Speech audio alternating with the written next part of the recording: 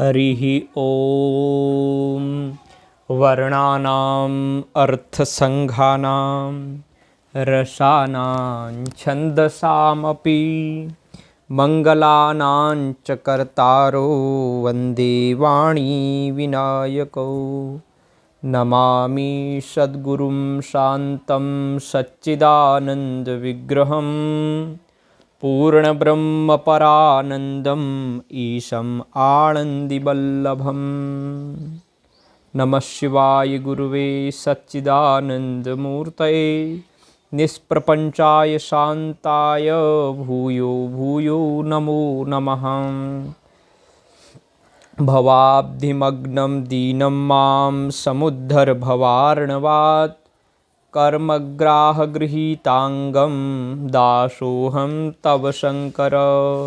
नमो गोभ्यः श्रीमतीभ्यः सौरभेभ्य एव च नमो ब्रह्मसुताभ्यश्च पवित्राभ्यो नमो नमः।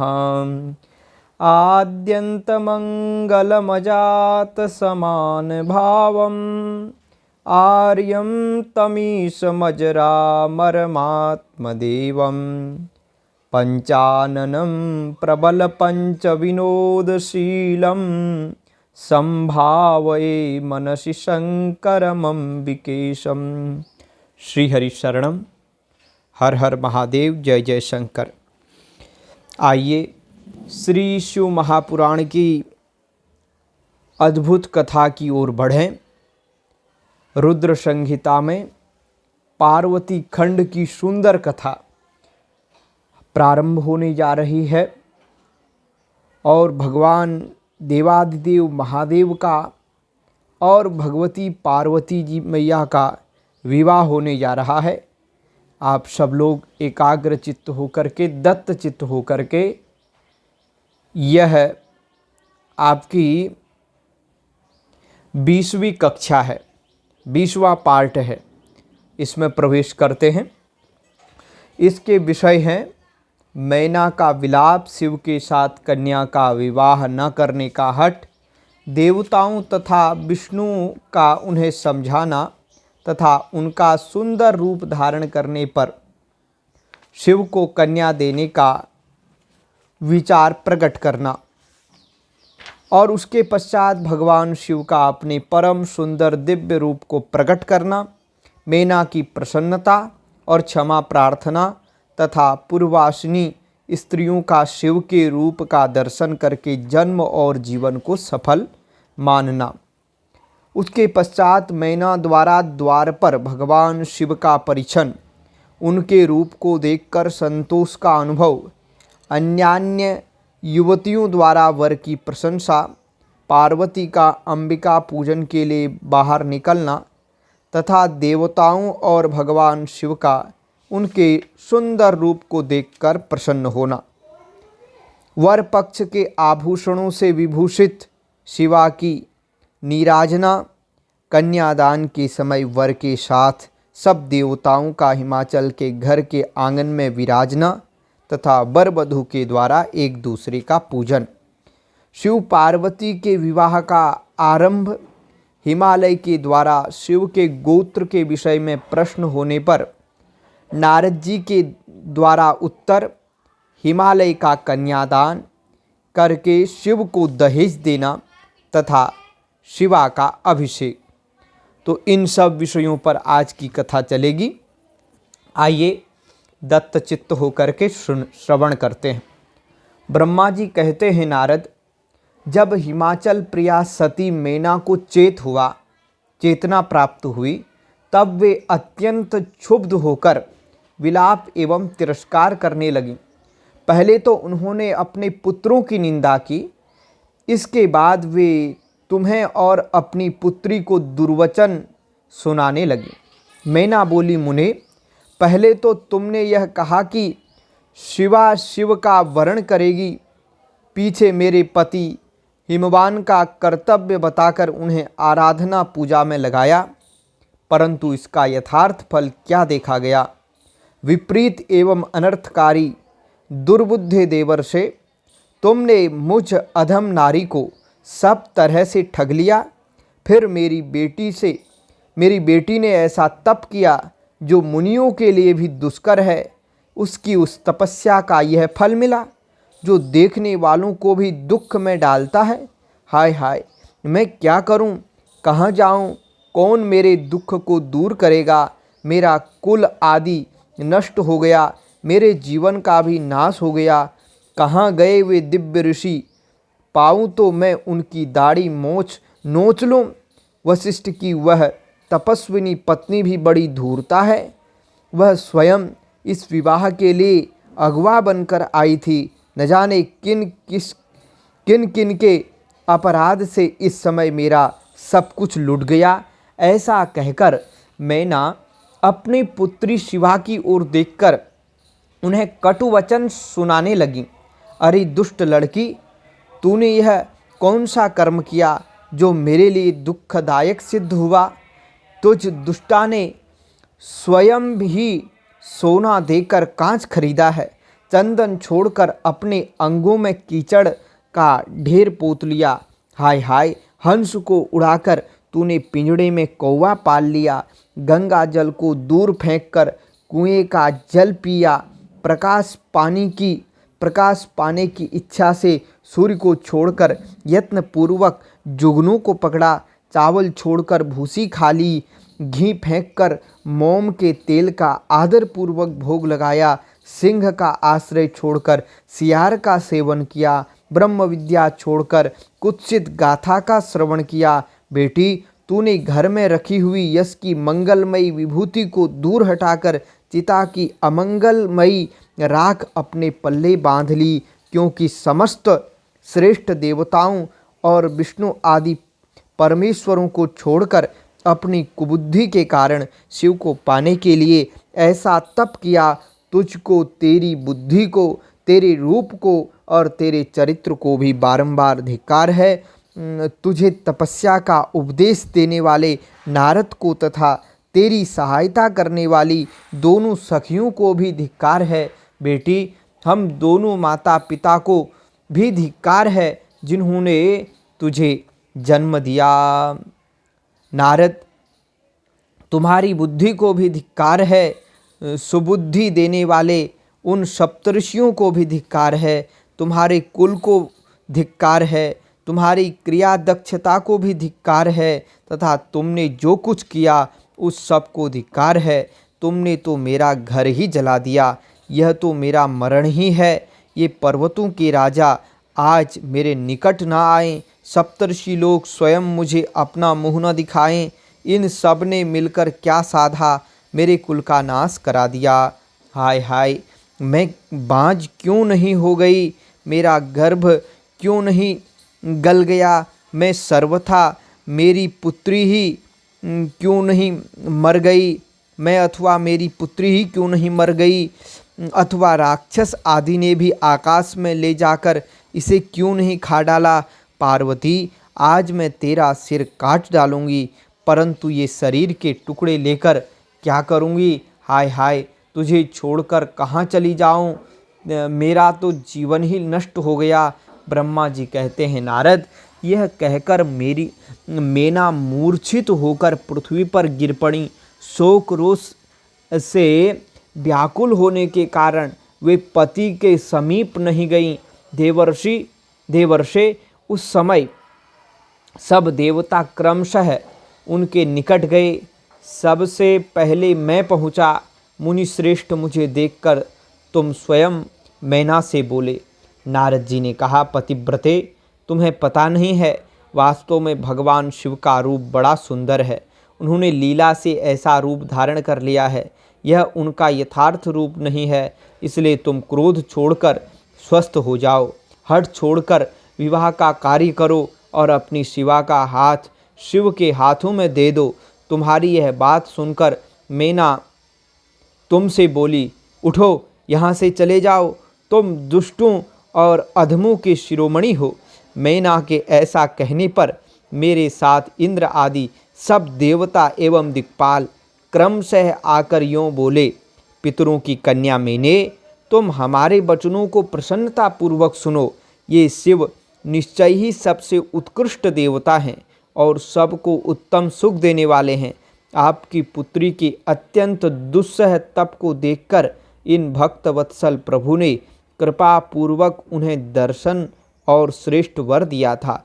यह सुनकर मैना ने देवताओं से बारंबार अत्यंत विलाप करके कहा, शिव का रूप बड़ा भयंकर है, मैं उन्हें अपनी पुत्री नहीं दूंगी। आप सब देवता प्रपंच करके क्यों मेरी इस कन्या के उत्कृष्ट रूप को व्यर्थ करने के लिए उद्यत हैं।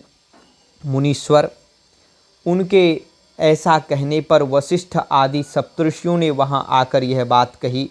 पितरों की कन्या तथा गिरिराज की रानी मैंने, हम लोग तुम्हारा कार्य सिद्ध करने के लिए आए हैं। जो कार्य सर्वथा उचित और उपयोगी है उसे तुम्हारे हठ के कारण हम विपरीत कैसे मान लें। भगवान शंकर का दर्शन सबसे बड़ा लाभ है।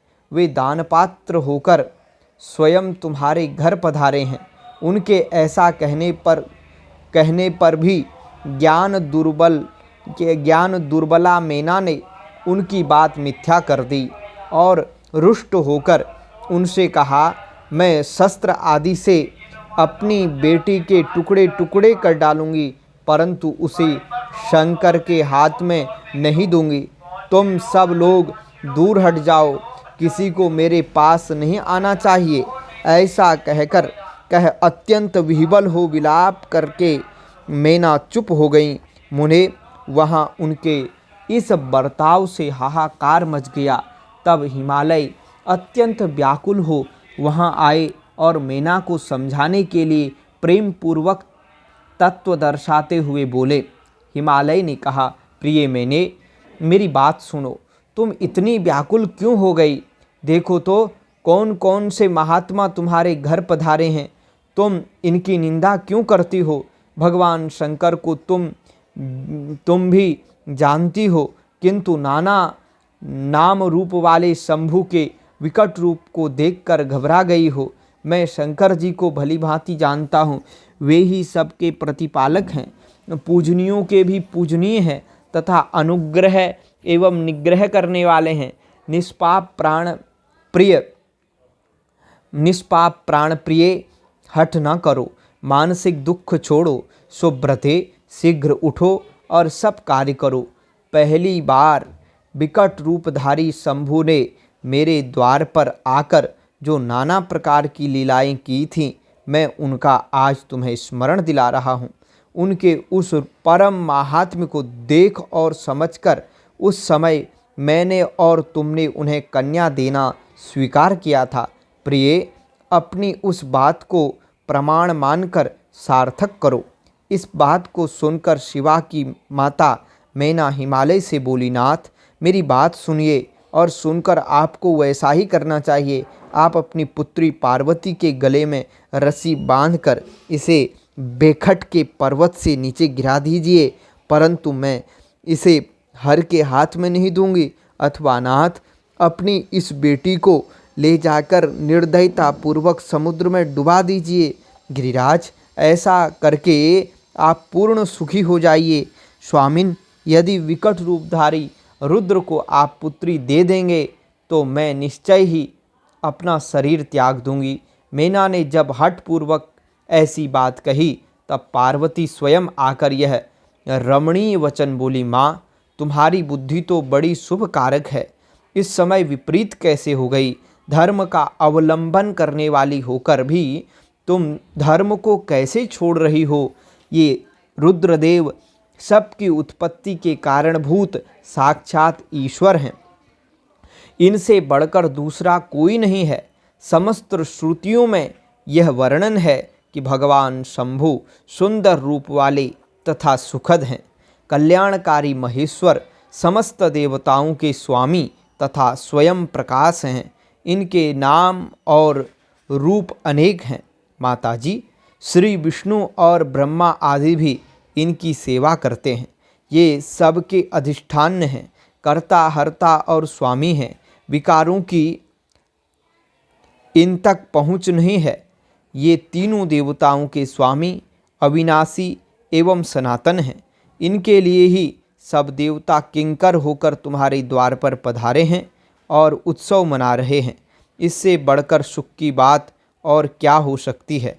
अतः यत्नपूर्वक उठो और जीवन सफल करो। मुझे शिव के हाथ में सौंप दो और अपने गृहस्थाश्रम को सार्थक करो। माँ, मुझे परमेश्वर शंकर की सेवा में दे दो। मैं स्वयं तुमसे यह बात कहती हूँ, तुम मेरी इतनी सी विनती मान लो। यदि तुम इनके हाथ में मुझे नहीं दोगी तो मैं दूसरे किसी वर का वर्ण नहीं करूँगी, क्योंकि जो सिंह का भाग है उसे दूसरों को ठगने वाला सियार कैसे ले सकता है। माँ, मैंने मन, वाणी और क्रिया द्वारा स्वयं हर का वर्ण किया है, हर का ही वर्ण किया है। अब तुम्हारी जैसी इच्छा हो वह करो। ब्रह्मा जी कहते हैं, नारद, पार्वती की यह बात सुनकर शैलेश्वर प्रिया मैना बहुत ही उत्तेजित हो गईं और पार्वती को डांटती हुई दुर्वचन कहकर रोने तथा विलाप करने लगीं।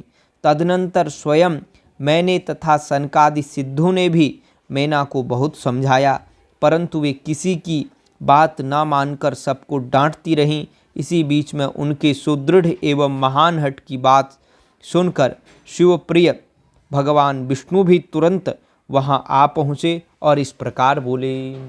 भगवान विष्णु ने कहा, देवी, तुम पितरों की मानसी पुत्री एवं उन्हें बहुत ही प्रिय हो, बहुत ही प्यारी हो, साथ ही गिरिराज हिमालय की गुणवती पत्नी हो। इस प्रकार तुम्हारा संबंध साक्षात ब्रह्मा जी के उत्तम कुल से है। संसार में तुम्हारे सहायक भी ऐसे ही हैं। तुम धन्य हो। मैं तुमसे क्या कहूँ, तुम तो धर्म की आधारभूता हो, फिर धर्म का त्याग कैसे करती हो। तुम ही अच्छी तरह सोचो तो सही। संपूर्ण देवता, ऋषि, ब्रह्मा जी और मैं सभी लोग विपरीत बात ही क्यों कहेंगे। तुम शिव को नहीं जानती। वे निर्गुण भी हैं और सगुण भी हैं, कुरूप भी हैं और सुरूप भी हैं, सबके सेव्य तथा सत्पुरुषों के आश्रय हैं।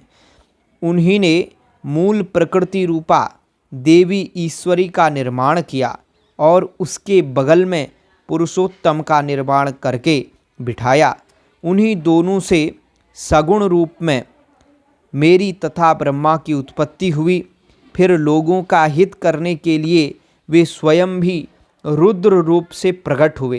तदनंतर वेद, देवता तथा स्थावर जंगम रूप से जो कुछ दिखाई देता है वह सारा जगत भी भगवान शंकर से ही उत्पन्न हुआ। उनके रूप का ठीक ठीक वर्णन अब तक कौन कर सका है अथवा कौन उनके रूप को जानता है। मैंने और ब्रह्मा जी ने भी जिनका अंत नहीं पाया, उनका पार दूसरा कौन पा सकता है। ब्रह्मा से लेकर कीट पर्यंत जो कुछ जगत दिखाई देता है वह सब शिव का ही रूप है, ऐसा जानो। इस विषय में कोई अन्यथा विचार नहीं करना चाहिए। वे ही अपनी लीला से ऐसे रूप में अवतीर्ण हुए हैं और शिवा के तप के प्रभाव से तुम्हारे द्वार पर आए हैं। अतः हिमाचल की पत्नी, तुम दुख छोड़ो और शिव का भजन करो। इससे तुम्हें महान आनंद प्राप्त होगा और तुम्हारा सारा क्लेश मिट जाएगा। ब्रह्मा जी कहते हैं, नारद, श्री विष्णु के द्वारा इस प्रकार समझाई जाने पर मैना का मन कुछ कोमल हुआ, परंतु शिव को कन्या न देने का हठ उन्होंने तब भी नहीं छोड़ा। शिव की माया से मोहित होने के कारण ही उन्होंने ऐसा दुराग्रह किया था। उस समय मैना ने शिव के महत्व को स्वीकार कर लिया। कुछ ज्ञान हो जाने पर उन्होंने श्रीहरि को कहा, यदि भगवान शिव सुंदर शरीर धारण कर लें तब मैं उन्हें अपनी पुत्री दे सकती हूँ, अन्यथा कोटि उपाय करने पर भी नहीं दूंगी। यह बात मैं सच्चाई और दृढ़ता के साथ कह रही हूँ। ऐसा कहकर दृढ़ता पूर्वक उत्तम व्रत का पालन करने वाली मैना शिव की इच्छा से प्रेरित हो चुप हो गई। धन्य है शिव की माया जो सबको मोह में डाल देती है। भगवान शिव का अपने परम सुंदर दिव्य रूप को प्रकट करना, मैना की प्रसन्नता और क्षमा प्रार्थना तथा पूर्ववासिनी स्त्रियों का शिव के रूप का दर्शन करके जन्म और जीवन को सफल मानना। ब्रह्म श्रीमन्नारायण नारायण नारायण, श्रीमन्नारायण नारायण नारायण। जय जय शंकर हर हर शंकर, जय जय शंकर हर हर शंकर, हर हर शंकर नमामि शंकर। ब्रह्मा जी कहते हैं, नारद, इसी समय भगवान विष्णु से प्रेरित हो तुम शीघ्र ही भगवान शंकर को अनुकूल बनाने के लिए उनके निकट गए। वहां जाकर देवताओं का कार्य सिद्ध करने की इच्छा से नाना प्रकार के स्तोत्रों द्वारा तुमने रुद्रदेव को संतुष्ट किया। तुम्हारी बात सुनकर शंभु ने प्रसन्नतापूर्वक अद्भुत उत्तम एवं दिव्य रूप धारण कर लिया। ऐसा करके उन्होंने अपने दयालु स्वभाव का परिचय दिया। मुने, भगवान शंभु का वह स्वरूप कामदेव से भी अधिक सुंदर तथा लावण्य का परम आश्रय था।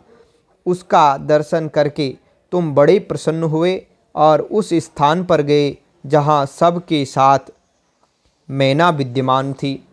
वहाँ पहुंचकर तुमने कहा, विशाल नेत्रों वाली मैंने, भगवान शिव के उस सर्वोत्तम रूप का दर्शन करो। यह रूप प्रकट करके उन करुणामय शिव ने तुम पर बड़ी ही कृपा की है। तुम्हारी यह बात सुनकर शैलराज की पत्नी मैना आश्चर्यचकित हो गई। उन्होंने शिव के उस परमानंददायक रूप का दर्शन किया जो करोड़ों सूर्यों के समान तेजस्वी, सर्वांग सुंदर, विचित्र वस्त्रधारी तथा नाना प्रकार के आभूषणों से विभूषित था। वह अत्यंत प्रसन्न, सुंदर हास्य से सुशोभित, ललित लावण्य से लसित, मनोहर, गौरवर्ण, द्युतिमान तथा चंद्रलेखा से अलंकृत था। विष्णु आदि संपूर्ण देवता बड़े प्रेम से भगवान शिव की सेवा कर रहे थे। सूर्यदेव ने छत्र लगा रखा था। चंद्रदेव मस्तक का मुकुट बनकर उनकी शोभा बढ़ा रहे थे। इन सब साधनों से भगवान शंकर सर्वथा रमणीय जान पड़ते थे। उनका वाहन भी अनेक प्रकार के आभूषणों से विभूषित था। उसकी महाशोभा का वर्णन नहीं हो सकता था। गंगा और यमुना भगवान शिव को सुंदर चमर डुला रही थीं और आठों सिद्धियां उनके आगे नाच रही थीं। उस समय मैं, भगवान विष्णु तथा इंद्र आदि देवता अपने अपने वेश को भली भांति विभूषित करके पर्वतवासी भगवान शिव के साथ चल रहे थे। नाना रूपधारी शिव के गण खूब सज धज कर अत्यंत आनंदित हो शिव के आगे आगे चल रहे थे। सिद्ध, उपदेवता, समस्त मुनि तथा अन्य सब लोग भी महान सुख का अनुभव करते हुए अत्यंत प्रसन्नतापूर्वक शिव के साथ यात्रा कर रहे थे। इस प्रकार देवता आदि सब लोग विवाह देखने के लिए उत्कंठित हो खूब सज धज कर अपनी पत्नियों के साथ परब्रह्म शिव का यशोगान करते हुए जा रहे थे। विश्वावसु आदि गंधर्व अप्सराओं के साथ हो शंकर जी के उत्तम यश का गान करते हुए उनके आगे आगे चल रहे थे। मुनिश्रेष्ठ, महेश्वर के शैलराज के द्वार पर पधारते समय इस प्रकार वहाँ नाना प्रकार का महान उत्सव हो रहा था। मुनीश्वर, उस समय वहाँ परमात्मा शिव की जैसी शोभा हो रही थी, उसका विशेष रूप से वर्णन करने में कौन समर्थ हो सकता है। उन्हें वैसे विलक्षण रूप में देखकर मैना क्षण भर के लिए चित्र लिखी सी रह गई। फिर बड़ी प्रसन्नता के साथ बोली, महेश्वर, मेरी पुत्री धन्य है जिसने बड़ा भारी तप किया और उस तप के प्रभाव से आप मेरे इस घर में पधारे। पहले जो मैंने आप शिव की अक्षम्य निंदा की है उसे मेरी शिवा के स्वामी शिव आप क्षमा करें और इस समय पूर्णतः प्रसन्न हो जाएं।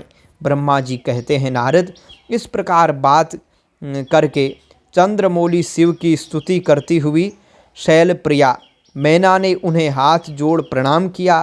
फिर लज्जित हो गई इतने में ही बहुत सी पूर्ववासिनी स्त्रियां भगवान शिव के दर्शन की लालसा से अनेक प्रकार के काम छोड़कर वहां आ पहुंची। जो जैसे थी वैसे ही अस्त व्यस्त रूप में दौड़ आई। भगवान शंकर का वह मनोहर रूप देखकर वे सब मोहित हो गईं। शिव के दर्शन से हर्ष को प्राप्त हो प्रेम पूर्ण हृदय वाली वे नारियां महेश्वर की उस मूर्ति को अपने मनोमंदिर में बिठाकर इस प्रकार बोली। पूर्ववासियों ने कहा, अहो भगवान हिमवान के नगर में निवास करने वाले हम लोगों के नेत्र आज सफल हो गए। जिस जिस व्यक्ति ने इस दिव्य रूप का दर्शन किया निश्चय ही उसका जन्म सार्थक हो गया। उसी का जन्म सफल है और उसी की सारी क्रियाएं सफल हैं, जिसने संपूर्ण पापों का नाश करने वाले साक्षात शिव का दर्शन किया है। पार्वती ने शिव के लिए जो तप किया है उसके द्वारा उन्होंने अपना सारा मनोरथ सिद्ध कर लिया। शिव को पति के रूप में पाकर ये शिवा धन्य और कृतकृत्य हो गई। यदि विधाता शिवा और शिव की इस युगल जोड़ी को सानंद एक दूसरे से मिला न देते तो उनका सारा परिश्रम निष्फल हो जाता। इस उत्तम जोड़ी को मिलाकर ब्रह्मा जी ने बहुत अच्छा कार्य किया है। इससे सबके सभी कार्य सार्थक हो गए। तपस्या के बिना मनुष्यों के लिए शंभु का दर्शन दुर्लभ है। भगवान शंकर के दर्शन मात्र से ही सब लोग कृतार्थ हो गए। जो जो सर्वेश्वर गिरिजापति शंकर का दर्शन करते हैं वे सारे पुरुष श्रेष्ठ हैं और हम सारी स्त्रियां भी धन्य हैं। ब्रह्मा जी कहते हैं, नारद, ऐसी बात कहकर उन स्त्रियों ने चंदन और अक्षत से शिव का पूजन और बड़े आदर से उनके ऊपर खिलों की वर्षा की। वे सब स्त्रियां मैना के साथ उत्सुक होकर खड़ी रहीं और मैना तथा गिरिराज के भूरि भाग्य की सराहना करती रहीं। मुने, स्त्रियों के मुख से वैसी बातें सुनकर विष्णु आदि सब देवताओं के साथ भगवान शिव को बड़ा हर्ष हुआ। हर हर महादेव शंभो काशी विश्वनाथ गंगे, हर हर महादेव शंभो काशी विश्वनाथ गंगे, काशी विश्वनाथ गंगे, काशी अमरनाथ गंगे, काशी विश्वनाथ गंगे, काशी अमरनाथ गंगे। मैना द्वारा बोलो भक्त वत्सल भगवान की जय।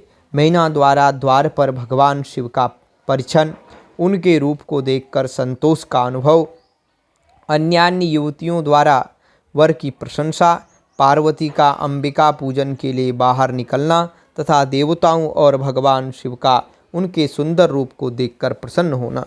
ब्रह्मा जी कहते हैं, नारद, तदनंतर शिव प्रसन्न चित्त हो अपने गणों समस्त देवताओं तथा अन्य लोगों के साथ कौतूहल पूर्वक गिरिराज हिमवान के धाम में गए। हिमाचल की श्रेष्ठ पत्नी मैना भी उन स्त्रियों के साथ घर के भीतर गईं और शंभु की आरती उतारने के लिए हाथ में दीपकों को जैसे सजी हुई थाली लेकर ऋषि पत्नियों तथा अन्य स्त्रियों के साथ आदर पूर्वक द्वार पर आई। वहां आकर मैना ने संपूर्ण देवताओं से सेवित गिरिजापति महेश्वर शंकर को, जो द्वार पर उपस्थित थे, बड़े प्यार से देखा। उनकी अंग कांति मनोहर चंपा के समान थी। उनके एक मुख और 3 नेत्र थे। प्रसन्न मुखारविंद पर मंद मुस्कान की छटा छा रही थी। वे रत्न और सुवर्ण आदि से विभूषित थे। गले में मालती की माला पहने हुए थे। सुंदर रत्नमय मुकुट धारण करने से उनका मुखमंडल उज्ज्वल प्रभा से उद्भासित हो रहा था। कंठ में हार आदि सुंदर आभरण शोभा दे रहे थे। सुंदर कड़े और बाजूबंद उनकी भुजाओं को विभूषित कर रहे थे। अग्नि के समान निर्मल एवं अनुपम, अत्यंत सूक्ष्म, मनोहर, विचित्र एवं बहुमूल्य युगल वस्त्र से उनकी बड़ी शोभा हो रही थी। चंदन, अगर, कस्तूरी तथा मनोहर कुंकुम के अंगराग से उनके अंग विभूषित थे। उन्होंने हाथ में रत्नमय दर्पण ले रखा था और उनके दोनों नेत्र कज्जल से सुशोभित थे। उन्होंने अपनी प्रभा से सबको आच्छादित कर लिया था तथा वे अत्यंत मनोहर जान पड़ते थे। अत्यंत तरुण, परम सुंदर और आभरण भूषित अंगों से सुशोभित थे। कामिनियों को अत्यंत कमनीय प्रतीत होते थे। उनमें व्यग्रता का अभाव था। उनका मुखारबिंद कोटि चंद्रमाओं से भी अधिक आह्लाददायक था। उनके श्री अंगों की छवि कोटि कामदेवों से भी अधिक मनोहारिणी थी। वे अपने सभी अंगों से परम सुंदर थे। ऐसे सुंदर रूप वाले उत्कृष्ट देवता भगवान शिव को जामाता के रूप में अपने सामने खड़ा देख मैना की सारी शोक चिंता दूर हो गई। वे परमानंद सिंधु में निमग्न हो गईं और अपने भाग्य की, गिरिजा की और गिरिराज हिमवान की और उनके समस्त कुल की भूरी भूरी प्रशंसा करने लगीं। उन्होंने अपने आप को कृतार्थ माना और वे बारंबार हर्ष का अनुभव करने लगीं। सती मैना का मुख प्रसन्नता से खिल उठा था। वे अपने दामाद की शोभा का सानंद अवलोकन करती हुई उनकी आरती उतारने लगी। गिरिजा की कही हुई बात को बारंबार याद करके मैना को बड़ा विस्मय हो रहा था। वे हर्षोत्फुल्ल मुखारबिंद से युक्त मन ही मन यों कहने लगी, पार्वती ने मुझसे पहले जैसा बताया था उससे भी अधिक सौंदर्य मैं इन परमेश्वर शिव के अंगों में देख रही हूँ। महेश्वर का मनोहर लावण्य इस समय अवर्णनीय है। ऐसा सोचकर आश्चर्यचकित हुई मैना अपने घर के भीतर आई। वहाँ आई हुई युवतियों ने भी वर के मनोहर रूप की भूरी भूरी प्रशंसा की। वे बोली, गिरिजानंदिनी, शिवा धन्य है, धन्य है। कुछ कन्याएं कहने लगीं, दुर्गा तो साक्षात भगवती हैं। कुछ दूसरी कन्याएं महारानी मैना से बोली, हमने तो कभी ऐसा वर नहीं देखा है और न कभी ध्यान में ही ऐसे वर का अवलोकन किया है। इन्हें पाकर गिरिराज धन्य हो गई, गिरिजा धन्य हो गई। भगवान शंकर का वह रूप देखकर समस्त देवता हर्ष से खिल उठे और श्रेष्ठ गंधर्व उनका यश गाने लगे और अप्सराएं नृत्य करने लगे। बाजा बजाने वाले लोग मधुर ध्वनि में अनेक प्रकार की कला दिखाते हुए आदर पूर्वक भांति भांति के बाजे बजा रहे थे। हिमाचल ने भी आनंदित होकर द्वारोचित मंगलाचार किया। समस्त रानियों के साथ मैना ने भी महान उत्सव मनाते हुए वर का परिछन किया। फिर वे प्रसन्नतापूर्वक घर में चली गई। इसके बाद भगवान शिव अपने गणों और देवताओं के साथ अपने को दिए गए स्थान जनवासे में चले गए। इसी बीच में गिरिजा के अंतःपुर की स्त्रियां दुर्गा को साथ ले कुलदेवी की पूजा के लिए बाहर निकले। वहां देवताओं ने, जिनकी पलकें कभी नहीं गिरती थी, प्रसन्नतापूर्वक पार्वती को देखा। उनकी अंग कांति नील अंजन के समान थी। वे अपने मनोहर अंगों से ही विभूषित थे। उनका कटाक्ष केवल भगवान त्रिलोचन पर ही आदरपूर्वक पड़ता था। दूसरे किसी पुरुष की ओर उनके नेत्र नहीं जाते थे। उनका प्रसन्न मुख मंद मुस्कान से सुशोभित था। वे कटाक्ष पूर्ण दृष्टि से देखती थी और बड़ी मनोहारिणी जान पड़ती थी। उनके केशों की चोटी बड़ी ही सुंदर थी। कपोलों पर बनी हुई मनोहर पत्र भंगी उनकी शोभा बढ़ाती थी। ललाट में कस्तूरी की बेंदी की साथ ही सिंदूर की बिंदी शोभा दे रही थी। वक्षस्थल पर श्रेष्ठ रत्नों के सारभूत हार से दिव्य दीप्ति छिटक रही थी।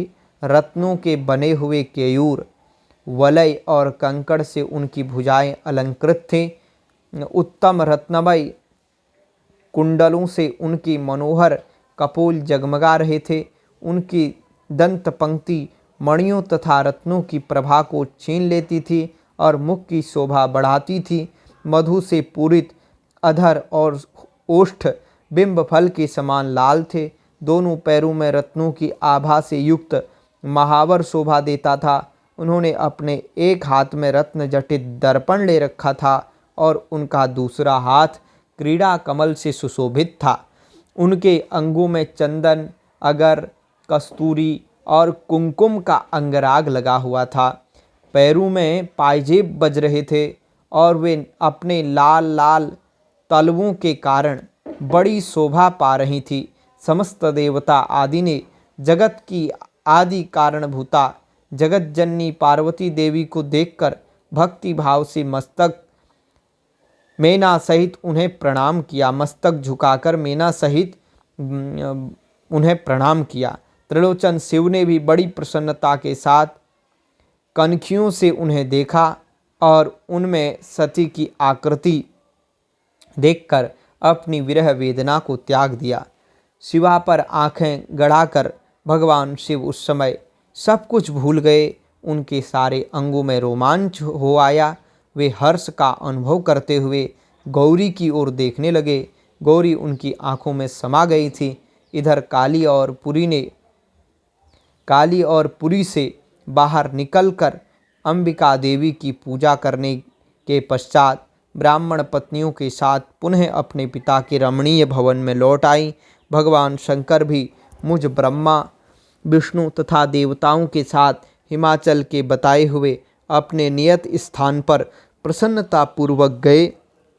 वहाँ गिरिजा के द्वारा नाना प्रकार की सुंदर समृद्धि से सम्मानित हुए वे सब लोग सुखपूर्वक ठहर गए और भगवान शिव की सेवा करने लगे। हर हर महादेव शंभो काशी विश्वनाथ गंगे, काशी विश्वनाथ गंगे, काशी अमरनाथ गंगे, काशी विश्वनाथ गंगे, काशी अमरनाथ गंगे। वर पक्ष के आभूषणों से विभूषित शिवा की नीराजना कन्यादान के समय वर के साथ सब देवताओं का हिमाचल के घर के आंगन में विराजना तथा वर वधू के द्वारा एक दूसरे का पूजन। ब्रह्मा जी कहते हैं, नारद, तदनंतर 7 वेद मंत्रों द्वारा दुर्गा और शिव का उपस्नान गिरिश्रेष्ठ तदनंतर नारद गिरिश्रेष्ठ हिमवान ने प्रसन्नता और उत्साह के साथ वेद मंत्रों द्वारा दुर्गा और शिव का उपस्नान करवाया। तत्पश्चात गिरिराज की प्रार्थना से श्री विष्णु आदि देवता तथा मुनि कौतूहल पूर्वक उनके घर के भीतर गए। वहां उन्होंने वैदिक और लौकिक आचार का यथार्थ रीति से पालन करके भगवान शिव के दिए हुए आभूषणों से देवी शिवा को अलंकृत किया। सखियों और ब्राह्मण की पत्नियों ने पहले पार्वती को स्नान करवाया, फिर सब प्रकार से वस्त्राभूषणों द्वारा विभूषित करके उनकी आरती उतारी। तीनों लोकों की जननी महाशैलपुत्री सुंदरी शिवा दिव्य वस्त्राभूषणों से सुसज्जित होकर मन ही मन भगवान शिव का ध्यान करती हुई वहीं बैठी। उस समय उनकी बड़ी शोभा हो रही थी। उस अवसर पर दोनों पक्षों में महान आनंददायक उत्सव होने लगा। ब्राह्मणों को शास्त्रोक्त रीति से नाना प्रकार का दान दिया गया। अन्य लोगों को भी वहाँ भांति भांति के बहुत से द्रव्य बांटे गए। विशेष उत्सव के साथ गीत और वाद्य आदि के द्वारा लोगों का मनोरंजन किया गया। तदनंतर मैं ब्रह्मा, भगवान विष्णु, इंद्र आदि देवता तथा मुनि ये सब के सब बड़ी प्रसन्नता के साथ सानंद उत्सव मनाते हुए भक्ति भाव से शिवा को प्रणाम कर शिव के चरणारविंदों के चिंतन पूर्वक हिमाचल की आज्ञा ले अपने अपने स्थान पर चले गए। इसके बाद गर्ग ने कन्यादान का समय जान हिमाचल से श्री शंकर तथा बारातियों को बुलाने के लिए कहा। फिर तो बाजे बजने लगे।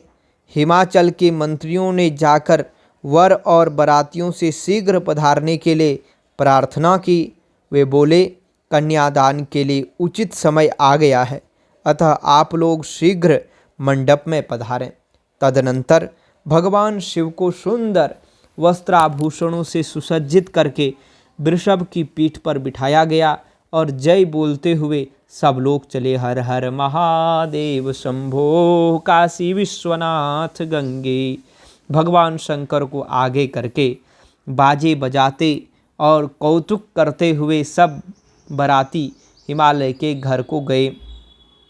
हिमाचल के भेजे हुए ब्राह्मण तथा श्रेष्ठ पर्वत कौतूहल पूर्वक शंभु के आगे आगे चलते थे। भगवान के मस्तक पर बहुत बड़ा छत्र तना हुआ था। सब ओर से उन्हें चंवर डुलाया जाता था तथा वे महेश्वर चंदोवे के नीचे होकर चलते थे।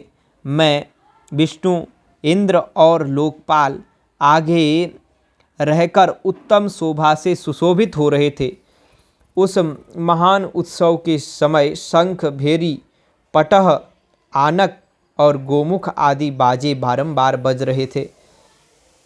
इन सब के साथ जगत के एकमात्र जीवन बंधु भगवान शिव परमेश्वरोचित तेज से संपन्न हो यात्रा कर रहे थे। उस समय समस्त देवेश्वर उनकी सेवा में उपस्थित हो बड़े हर्षोल्लास के साथ उन पर फूलों की वर्षा करते थे। इस प्रकार पूजित और बहुत सी स्तुतियों द्वारा प्रशंसित हो परमेश्वर शिव ने यज्ञ मंडप में प्रवेश किया।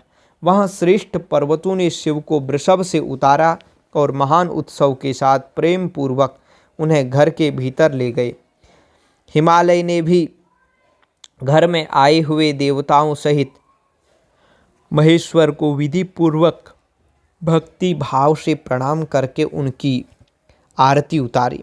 फिर महान उत्सव पूर्वक अपने भाग्य की सराहना करते हुए उन्होंने अन्य समस्त देवताओं और मुनियों को प्रणाम करके उन सब का समादर किया।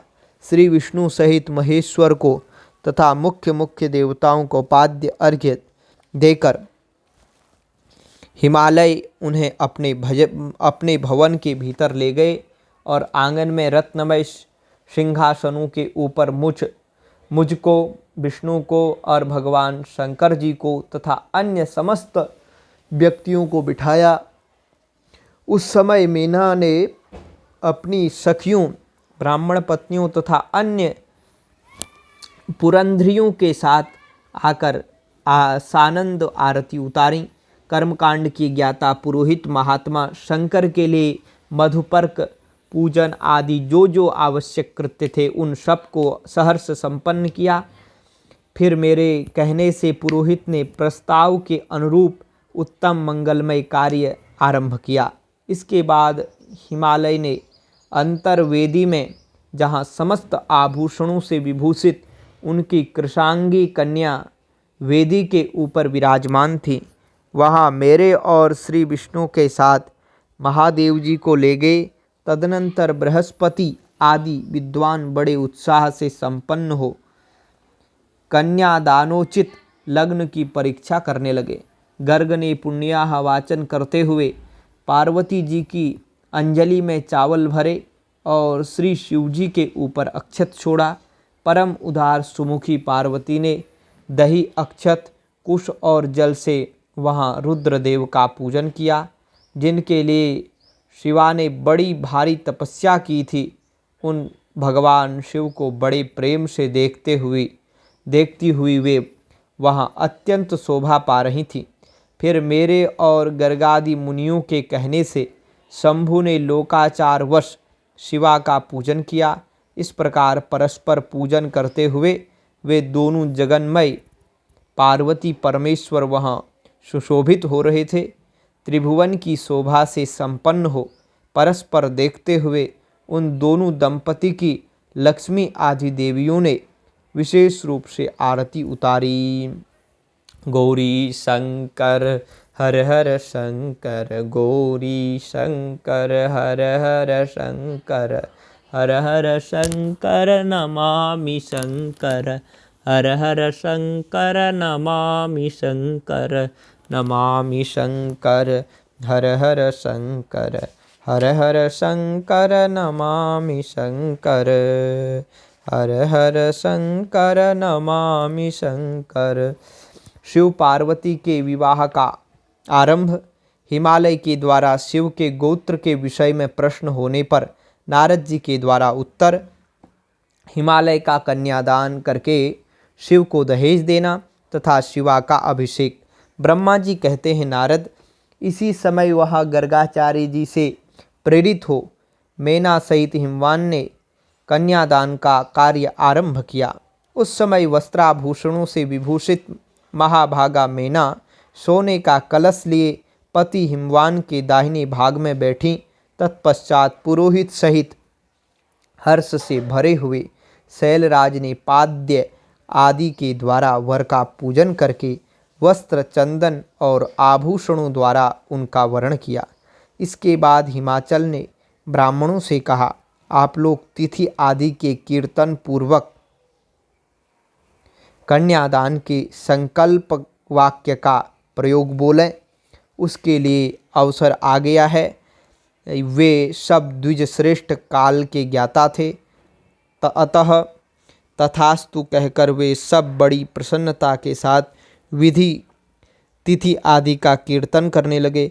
तदनंतर सुंदर लीला करने वाले परमेश्वर शंभु के द्वारा मन ही मन प्रेरित हो हिमाचल ने प्रसन्नतापूर्वक हंसकर उनसे कहा, शंभो, आप अपने गोत्र का परिचय दें, प्रवर, कुल, नाम, वेद और शाखा का प्रतिपादन करें। अब अधिक समय न बिताएं। हिमाचल की यह बात सुनकर भगवान शंकर सुमुख होकर भी विमुख हो गए। अशोचनीय होकर भी तत्काल शोचनीय अवस्था में पड़ गए। उस समय श्रेष्ठ देवताओं, मुनियों, गंधर्वों, यक्षों और सिद्धों ने देखा कि भगवान शिव के मुख से कोई उत्तर नहीं निकल रहा है। नारद, यह देखकर तुम हंसने लगे और महेश्वर का मन ही मन स्मरण करके गिरिराज से यूँ बोले। नारद जी ने कहा, पर्वतराज, तुम मूढ़ता के वशीभूत होकर कुछ भी नहीं जानते। महेश्वर से क्या कहना चाहिए और क्या नहीं, इसका तुम्हें पता नहीं है। वास्तव में तुम बड़े बहिर्मुख हो। तुमने इस समय साक्षात हर से उनका गोत्र पूछा है और उसे बताने के लिए उन्हें प्रेरित किया है। तुम्हारी यह बात अत्यंत उपहासजनक है। पर्वतराज, इनके गोत्र, कुल और नाम को तो विष्णु और ब्रह्मा आदि भी नहीं जानते, फिर दूसरों की क्या चर्चा है। शैलराज, जिनके एक दिन में करोड़ों ब्रह्माओं का लय हो जाता है, उन्हीं भगवान शंकर को तुमने आज काली के तपोबल से प्रत्यक्ष देखा है। इनका कोई रूप नहीं है। ये प्रकृति से परे निर्गुण परब्रह्म परमात्मा हैं, निराकार निर्विकार मायाधीश एवं परात्पर हैं, कुल गोत्र और नाम से रहित स्वतंत्र परमेश्वर हैं। साथ ही अपने भक्तों के प्रति बड़े दयालु हैं। भक्तों की इच्छा से ही ये निर्गुण से सगुण हो जाते हैं, निराकार होते हुए भी सुंदर शरीर धारण कर लेते हैं और अनामा होकर भी बहुत से नाम वाले हो जाते हैं। ये गोत्रहीन होकर भी उत्तम गोत्र वाले हैं, कुलहीन होकर भी कुलीन हैं। पार्वती की तपस्या से ही ये आज तुम्हारे जामाता बन गए हैं, इसमें संशय नहीं है। गिरिश्रेष्ठ, इन लीला विहारी परमेश्वर ने चराचर जगत को मोह में डाल रखा है। कोई कितना ही बुद्धिमान क्यों न हो, वह भगवान शिव को अच्छी तरह नहीं जानता। ब्रह्मा जी कहते हैं, मुने, ऐसा कहकर शिव की इच्छा से कार्य करने वाले तुझ ज्ञानी देवर्षि ने शैलराज को अपनी वाणी से हर्ष प्रदान करते हुए फिर इस प्रकार उत्तर दिया। नारद जी पुनः बोले, मतलब, शिवा को जन्म देने वाले तात महाशैल, मेरी बात सुनो और उसे सुनकर अपनी पुत्री शंकर जी के हाथ में दे दो। लीला पूर्वक रूप धारण करने वाले सगुण महेश्वर का गोत्र और कुल केवल नाद ही है। इस बात को अच्छी तरह समझ लो। शिव नादमय है और नाद शिवमय है, यह सर्वथा सच्ची बात है। नाद शिव, इन दोनों में कोई अंतर नहीं है। शैलेंद्र, सृष्टि के समय सबसे पहले लीला के लिए सगुण रूप धारण करने वाले शिव से नाद ही प्रकट हुआ था, अतः वह सबसे उत्कृष्ट है। हिमालय, इसलिए मन ही मन सर्वेश्वर शंकर के द्वारा प्रेरित हो मैंने आज अभी वीणा बजाना आरंभ कर दिया था। तो कुल भी नाद है और गोत्र भी नाद है। तो ब्रह्मा जी कहते हैं, मुने तुम्हारी यह बात सुनकर गिरिराज हिमाचल को संतोष प्राप्त हुआ और उनके मन का सारा विस्मय जाता रहा।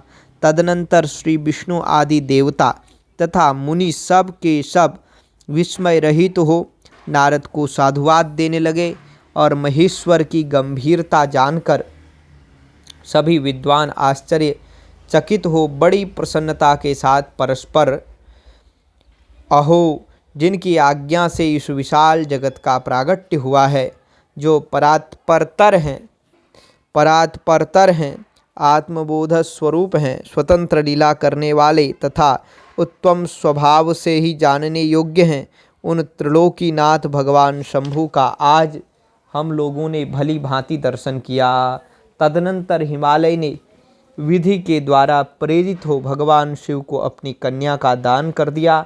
कन्यादान करते समय वे बोले, इमाम कन्याम तुभ्यमहं ददामि परमेश्वर, भार्यार्थम परिगृहिणीष्व प्रसीद सकलेश्वर। परमेश्वर, मैं अपनी यह कन्या आपको देता हूँ, आप इसे अपनी पत्नी बनाने के लिए ग्रहण करें। सर्वेश्वर, इस कन्यादान से आप संतुष्ट हों। इस मंत्र का उच्चारण करके हिमाचल ने अपनी पुत्री त्रिलोक जननी पार्वती को उन महान देवता रुद्र के हाथ में दे दिया। इस प्रकार शिव के हाथ में रखकर शैलराज मन ही मन बड़े प्रसन्न हुए। उस समय वे अपने मनोरथ के महासागर को पार कर गए थे। परमेश्वर महादेव जी ने प्रसन्न हो वेद मंत्र के उच्चारण पूर्वक गिरिजा के कर कमलों को शीघ्र अपने हाथ में ले लिया। मुने, लोकाचार के पालन की आवश्यकता को दिखाते हुए उन भगवान शंकर ने पृथ्वी का स्पर्श करके कौदात, तो ये देखो, विवाह में कन्या प्रतिग्रह के पश्चात वर इस काम स्तुति का पाठ करता है। मंत्र है, कोदात्मकस्मां अदात कामो अदात कामा यादात कामो दाता कामः प्रतिगृहीता कामैस्तत्ते। तो इत्यादि रूप से काम संबंधी मंत्र का पाठ किया। उस समय वहाँ सब ओर महान आनंददायक महोत्सव होने लगा। पृथ्वी पर, अंतरिक्ष में तथा स्वर्ग में भी जय जयकार का शब्द गूंजने लगा।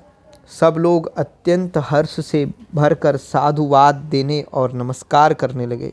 गंधर्वगण प्रेम पूर्वक गाने और अप्सराएं नृत्य करने लगे। हिमाचल के नगर के लोग भी अपने मन में परम आनंद का अनुभव करने लगे। उस समय महान उत्सव के साथ परम मंगल मनाया जाने लगा। मैं, विष्णु, इंद्र, देवगण तथा संपूर्ण मुनि हर्ष से भर गए। हम सबके मुखारविंद प्रसन्नता से खिल उठे। तदनंतर शैलराज हिमाचल ने अत्यंत प्रसन्न हो शिव के लिए कन्यादान की यथोचित सांगता प्रदान की। तत्पश्चात उनके बंधुजनों ने भक्ति पूर्वक शिवा का पूजन करके नाना विधि विधान से भगवान शिव को उत्तम द्रव्य समर्पित किया। हिमालय ने दहेज में अनेक प्रकार के द्रव्य, रत्न, पात्र, 1,00,000 सुसज्जित गोएं, 1,00,000 सजे सजाए घोड़े, करोड़ हाथी और उतने ही सुवर्ण जटित रथ आदि वस्तुएं दी। इस प्रकार परमात्मा शिव को विधि पूर्वक अपनी पुत्री कल्याणमयी पार्वती का दान करके हिमालय कृतार्थ हो गए। इसके बाद शैलराज ने यजुर्वेद की माध्यन्दिनी शाखा में, ये माध्यन्दिनी शाखा जो है ये हमारी भी शाखा है। तो ये माध्यन्दिनी शाखा में वर्णित स्तोत्र के द्वारा दोनों हाथ जोड़ प्रसन्नता पूर्वक उत्तम वाणी में परमेश्वर शिव की स्तुति की। तत्पश्चात वेद वेदता हिमाचल के आज्ञा देने पर मुनियों ने बड़े उत्साह के साथ शिवा के सिर पर अभिषेक किया और महादेव जी का नाम लेकर उस अभिषेक की विधि पूरी की। मुने उस समय बड़ा आनंददायक महोत्सव हो रहा था। हर हर महादेव शंभो काशी विश्वनाथ गंगे, हर हर महादेव शंभो काशी विश्वनाथ गंगे, काशी विश्वनाथ गंगे, काशी अमरनाथ गंगे, हर हर महादेव शंभो काशी विश्वनाथ गंगे। उसके बाद शिव के विवाह का उपसंहार, उनके द्वारा दक्षिणा वितरण, वर वधू का कोहबर और वास भवन में जाना, वहाँ स्त्रियों का उनसे लोकाचार का पालन कराना, रति की प्रार्थना से शिव द्वारा काम को जीवन दान एवं वर प्रदान, वर वधू का एक दूसरे को मिष्ठान्न भोजन कराना और शिव का जनवासे में लौटना। ब्रह्मा जी कहते हैं, नारद, तदनंतर मेरी आज्ञा पाकर महेश्वर ने ब्राह्मणों द्वारा अग्नि की स्थापना करवाई और पार्वती को अपने आगे बिठाकर वहाँ ऋग्वेद, यजुर्वेद तथा सामवेद के स्तोत्रों द्वारा अग्नि में आहुतियाँ दी। तात उस समय काली के भाई मैनाक ने लावा की अंजलि दी और काली तथा शिव दोनों ने आहुति देकर लोकाचार का आश्रय ले प्रसन्नता पूर्वक अग्निदेव की परिक्रमा की। नारद, तदनंतर शिव की आज्ञा से मुनियों सहित मैंने शिवा और शिव विवाह का शेष कार्य प्रसन्नता पूर्वक पूरा किया। फिर उन दोनों दंपति के मस्तक का अभिषेक हुआ। ब्राह्मणों ने उन्हें आदर पूर्वक ध्रुव का दर्शन कराया। तत्पश्चात हृदयालंबन का नारायण नारायण नारायण, हर हर महादेव, जय जय शंकर, हर हर शंकर। तो भगवान शंकर जी को ध्रुव का दर्शन कराया और तत्पश्चात हृदयालंबन का कार्य हुआ। फिर बड़े उत्साह के साथ स्वस्ति वाचन किया गया। इसके पश्चात ब्राह्मणों की आज्ञा से शिव ने शिवा के सिर में सिंदूर दान किया। उस समय गिरिराज नंदिनी उमा की शोभा अद्भुत और अवर्णनीय हो गई। फिर ब्राह्मणों के आदेश से वे शिव दंपति एक आसन पर विराजमान हो भक्तों के चित्त को आनंद देने वाली उत्तम शोभा पाने लगे। मुने, तदनंतर अद्भुत लीला करने वाले उन नव दंपति ने मेरी आज्ञा पाकर अपने स्थान पर स्रंस्रव प्राशन किया। अग्नि में घी की आहुति देकर श्रुवा में अवशिष्ट घृत को प्रोक्षणीय पात्र में डालने की विधि है। प्रत्येक आहुति में ऐसा किया जाता है। प्रोक्षणीय पात्र में डाले हुए घी को ही स्रंस्रव कहते हैं। अंत में यजमान उसे पीता है। इसी को संस्रव प्राशन कहा गया है।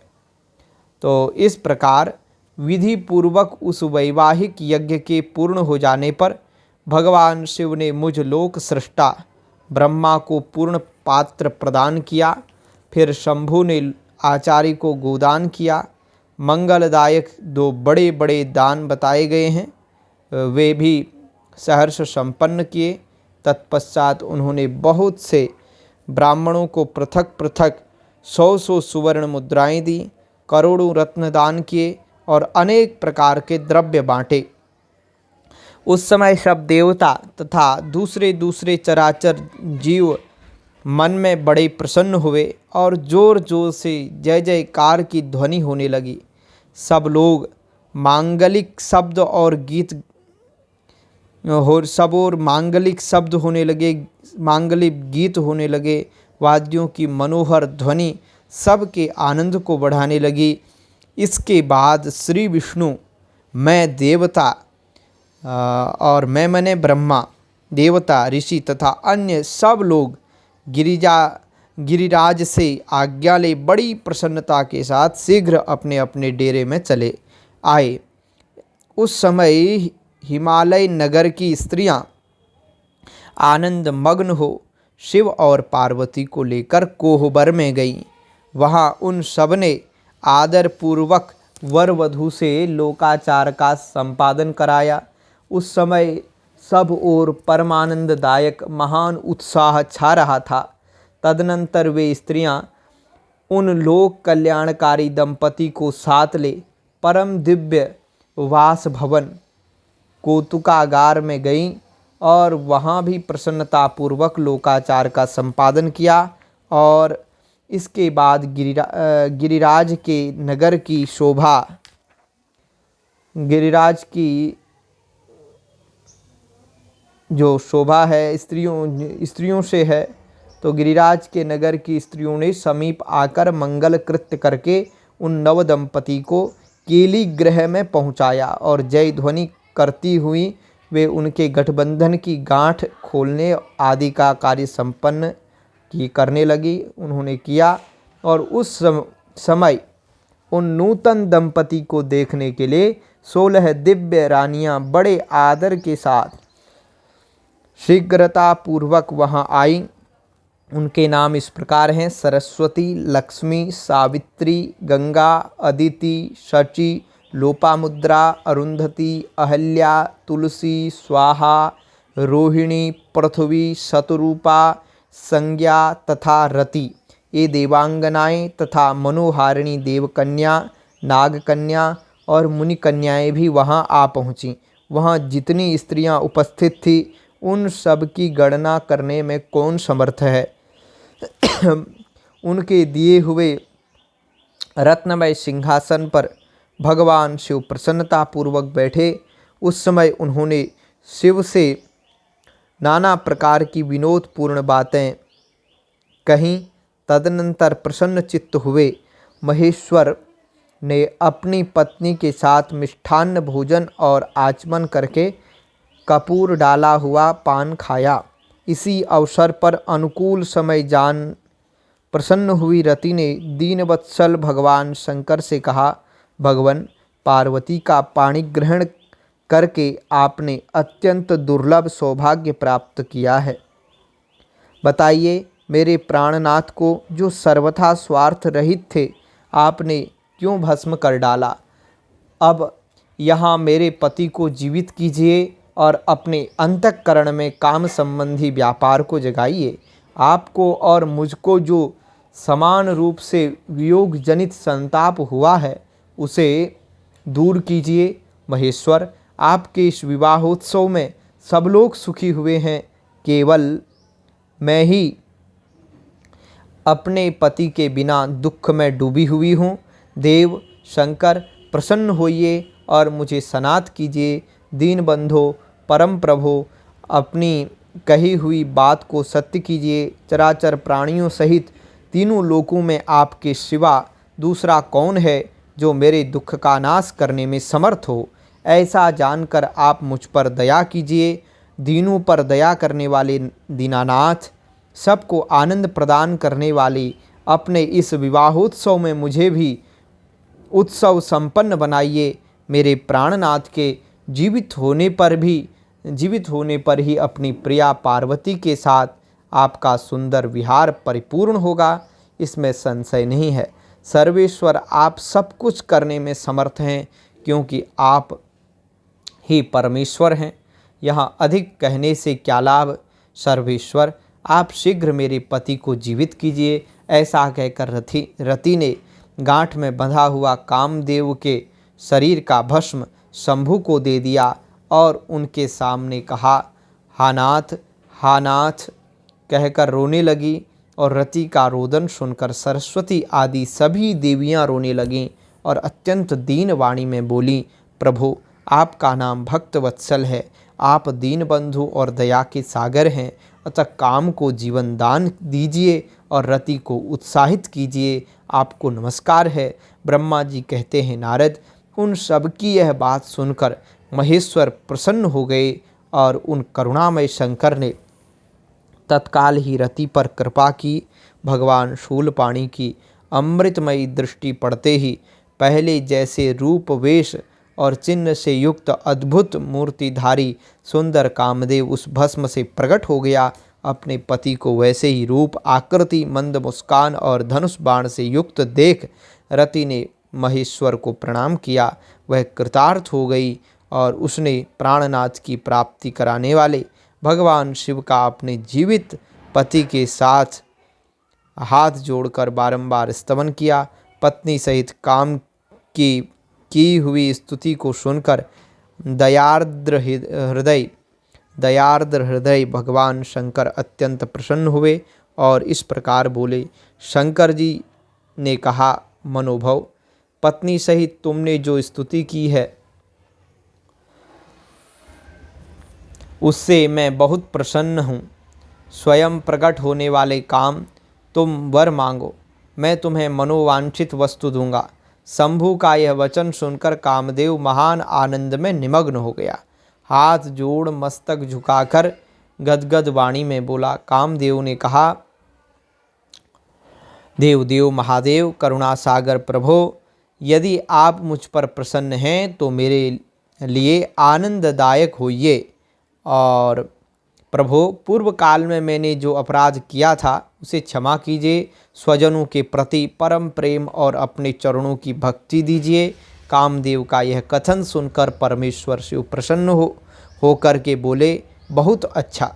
इसके बाद उन करुणानिधि ने हंसकर कहा, महामते कामदेव, मैं तुम पर प्रसन्न हूँ। तुम अपने मन से भय को निकाल दो, भगवान विष्णु के पास जाओ और इस घर से बाहर ही रहो। तदनंतर काम श्री शिवजी को प्रणाम करके बाहर गया। विष्णु आदि देवताओं ने उसे आशीर्वाद दिया। इसके बाद भगवान शंकर ने उस वास भवन में पार्वती जी को बाएं बिठाकर मिष्ठान्न भोजन कराया और पार्वती ने भी प्रसन्नतापूर्वक उनका मुँह मीठा किया। तदनंतर वहाँ लोकाचार का पालन करते हुए आवश्यक कृत्य करके मेना और हिमवान की आज्ञा ले भगवान शिव जनवासे में चले गए। मुने, उस समय महान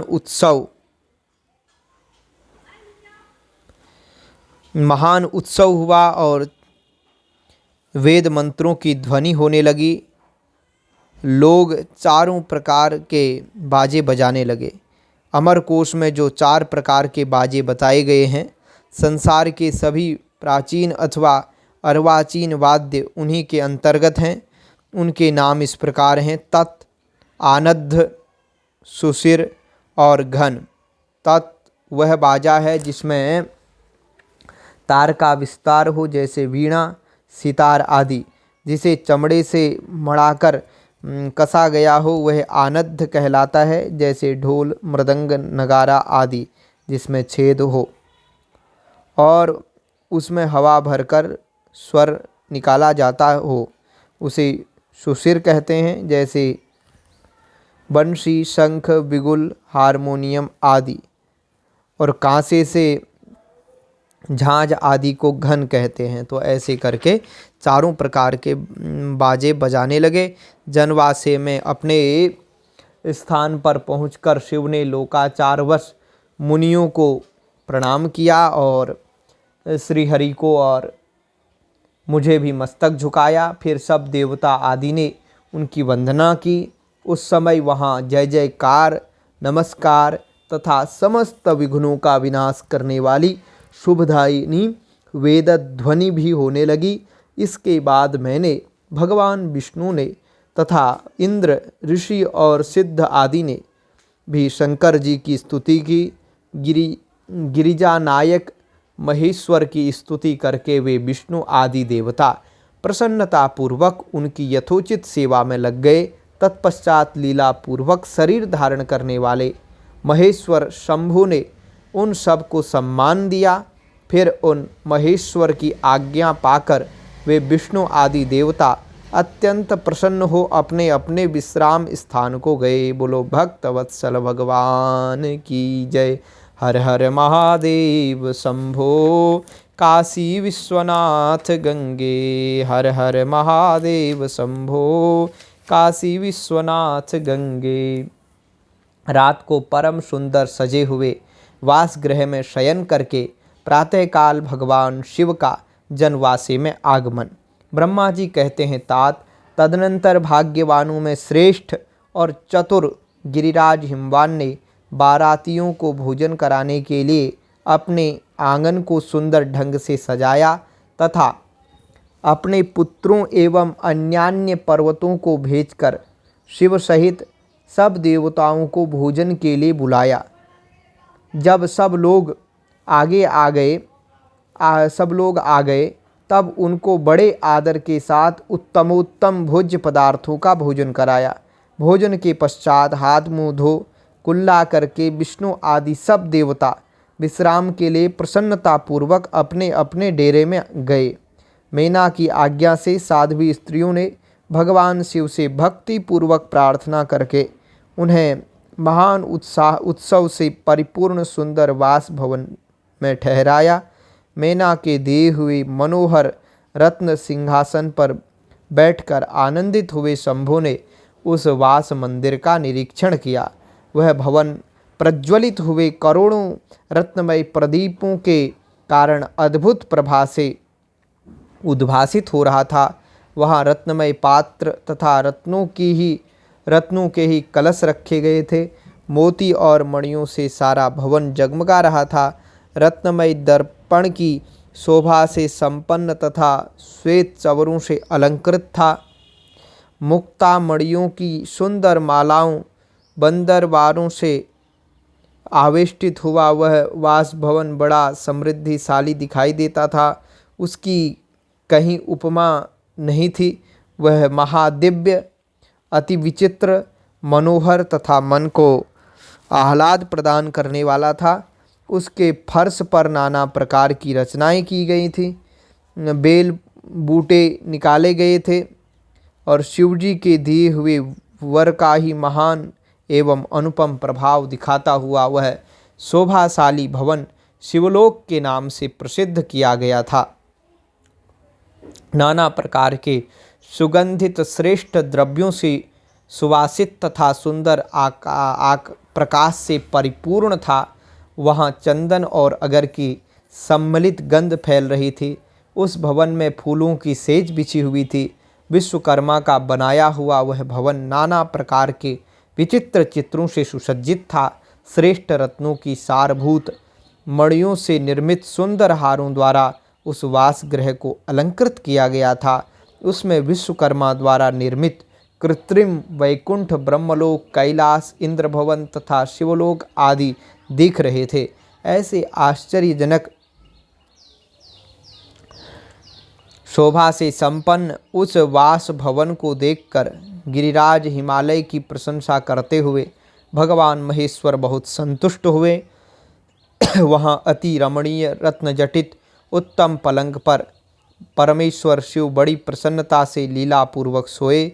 इधर हिमालय ने बड़ी प्रसन्नता से अपने समस्त भाई बंधुओं एवं दूसरे लोगों को भी भोजन कराया तथा जो कार्य शेष रह गए थे उन्हें भी पूर्ण किया। शैलराज हिमालय इस प्रकार आवश्यक कार्य में लगे हुए थे और प्रियतम परमेश्वर शिव शयन कर रहे थे। इतने में ही सारी रात बीत गई और प्रातःकाल हो गया। प्रभात काल होने पर धैर्यवान और उत्साही पुरुष नाना प्रकार के बाजे बजाने लगे।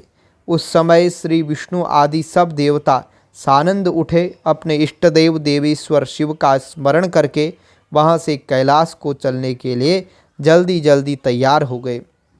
उन्होंने अपने वाहन भी सुसज्जित कर लिए। तत्पश्चात धर्म को शिव के समीप भेजा। योग शक्ति से संपन्न धर्म नारायण की आज्ञा से वासगृह में पहुंचकर योगीश्वर शंकर से यथोचित बात बोले। प्रमथ गणों के स्वामी महेश्वर, उठिए उठिए, आपका कल्याण हो। आप हमारे लिए भी कल्याणकारी होइए। जनवासी में चलिए और वहाँ देवताओं को कृतार्थ कीजिए। धर्म की यह बात सुनकर भगवान महेश्वर हंसे। उन्होंने धर्म को कृपा दृष्टि से देखा और सैया त्याग दी।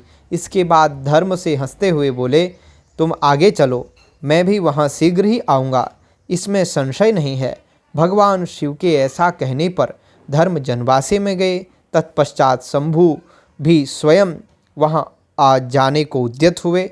यह जानकर महान उत्सव मनाती हुई स्त्रियां वहाँ आईं और भगवान शंभु के युगल चरणारविंदों का दर्शन करती हुई मंगल गान करने लगी। तदनंतर लोकाचार का पालन करते हुए शंभु प्रातःकालिक कृत्य करके मैना और हिमालय की आज्ञा ले जनवासे को गए। मुने, उस समय बड़ा भारी उत्सव हुआ। वेद मंत्रों की ध्वनि होने लगी और लोग चारों प्रकार के बाजे बजाने लगे। अपने स्थान पर आकर शंभु ने लोकाचारवश मुनियों को, विष्णु को और मुझ को प्रणाम किया। फिर देवता आदि ने उनकी वंदना की। उस समय जय जयकार, नमस्कार तथा वेद मंत्रोच्चारण की मंगलदायिनी ध्वनि होने लगी। इससे सब ओर कोलाहल छा गया। जय जय शंकर हर हर शंकर, जय जय शंकर हर हर शंकर, हर हर शंकर नमामि शंकर। चतुर्थी कर्म और बारात का कई दिनों तक ठहरना, सप्तऋषियों के समझाने से हिमालय का बारात को विदा करने के लिए राजी होना, मैना का शिव को अपनी कन्या सौंपना तथा बारात का पुरी के बाहर जाकर ठहरना। ब्रह्मा जी कहते हैं, तदनंतर विष्णु आदि देवता तथा ऋषि कैलाश लौटने का विचार करने लगे। तब हिमालय ने जनवासे में आकर सबको भोजन के लिए निमंत्रित किया। तत्पश्चात देवेश्वर शिव को आमंत्रित करके हिमाचल अपने घर को गए और नाना प्रकार के विधान से भोजनोत्सव की तैयारी करने लगे। उन्होंने प्रसन्नता और उत्कंठा के साथ भोजन के लिए परिवार सहित भगवान शिव को यथोचित रीति से अपने घर बुलवाया। शंभु के, विष्णु के, मेरे, अन्य सब देवताओं के, मुनियों के तथा वहाँ आए हुए अन्य सब लोगों के भी चरणों में बड़े आदर के साथ, चरणों को बड़े आदर के साथ धोकर उन सबको गिरिराज ने मंडप के भीतर सुंदर आसनों पर बिठाया। फिर अपने भाई बंधुओं को साथ लेकर उनके सहयोग से उन सब अतिथियों को नाना प्रकार के सरस पदार्थों द्वारा पूर्णतम तृप्त किया। मेरे, विष्णु के तथा शंभु के साथ सब लोगों ने अच्छी तरह भोजन किया। यहाँ जो मेरे मेरे आ रहा है, ये स्वयं ब्रह्मा जी नारद जी को सुना रहे हैं और अपने लिए मेरा प्रयोग कर रहे हैं, अर्थात ब्रह्मा जी। तो नारद विधिवत भोजन, और हे नारद, विधिवत भोजन और आचमन करके तृप्त और प्रसन्न हुए सब लोग हिमालय से आज्ञा ले अपने अपने डेरे पर गए। अब नारद जी भी वहीं हैं वैसे। फिर ये कथा भी उनको बहुत पुरानी यादें बता रहे हैं कि ऐसा ऐसा हुआ था, हम भी हुए, हमने ऐसा किया, आपने ऐसा किया। ये सारी कथा चल रही है उनकी, तो आपस में वार्तालाप है। मुने, इसी प्रकार तीसरे दिन भी गिरिराज ने विधिवत दान, मान और आदर आदि के द्वारा उन सब का सत्कार किया। चौथा दिन आने पर शुद्धता पूर्वक सविधि चतुर्थी कर्म हुआ, जिसके बिना विवाह यज्ञ अधूरा ही रह जाता है। उस समय नाना प्रकार का उत्सव हुआ, साधुवाद और जय जयकार की ध्वनि हुई। बहुत से सुंदर दान दिए गए, भांति भांति के सुंदर गान और नृत्य हुए। पांचवें दिन सब देवताओं ने बड़े हर्ष और अत्यंत प्रेम के साथ शैलराज को सूचित किया और फिर अब हम लोग यहाँ से जाना चाहते हैं, आप आज्ञा प्रदान करें। इनकी यह बात सुन गिरिराज हिमवान हाथ जोड़कर बोले, देवगण, आप लोग कुछ दिन और ठहरें तथा मुझ पर कृपा करें। यों कहकर उन्होंने स्नेह के साथ उन देवताओं को, भगवान शिव को, विष्णु को, मुझको तथा अन्य लोगों को बहुत दिनों तक ठहराया और प्रतिदिन विशेष आदर सत्कार किया। इस प्रकार देवताओं के वहाँ रहते हुए बहुत दिन बीत गए। तब उन सब ने गिरिराज के पास सप्तऋषियों को भेजा। सप्तऋषियों ने हिमवान और मेना से समयोचित बात कहकर उन्हें समझाया, परम शिव तत्व का वर्णन किया तथा प्रसन्नतापूर्वक उनके सौभाग्य की सराहना की। मुने उनके समझाने से गिरिराज ने बारात को विदा करना स्वीकार कर लिया। तत्पश्चात भगवान शंभु यात्रा के लिए उद्यत हो देवता आदि के साथ शैलराज के पास आए। देवेश्वर शिव देवताओं सहित कैलाश की यात्रा के लिए जब उद्यत हुए, उस समय मैना उच्च स्वर से रोने लगी और उन कृपा निधान से बोली। मैना ने कहा, कृपानिधे, कृपा करके मेरी शिवा का भली भांति लालन पालन कीजिएगा। आप आशुतोष हैं, पार्वती के सहस्रों अपराधों को भी क्षमा कीजिएगा। मेरी बच्ची जन्म जन्म में आपके चरणार बिंदों की भक्त रही है और रहेगी। उसे सोते और जगाते समय भी अपने स्वामी महादेव के सिवा दूसरी किसी वस्तु की सुध नहीं रहती। मृत्युंजय, आपके प्रति भक्ति भाव की बातें सुनते ही यह हर्ष के आंसू बहाती हुई पुलकित हो उठती है और आपकी निंदा सुनकर ऐसा मौन साध लेती है मानो मर ही गई हो। ब्रह्मा जी कहते हैं, नारद, ऐसा कहकर मेनका ने अपनी बेटी शिवा को सौंप दी और उन दोनों के सामने ही उच्च स्वर से रोती हुई वह मूर्छित हो गई।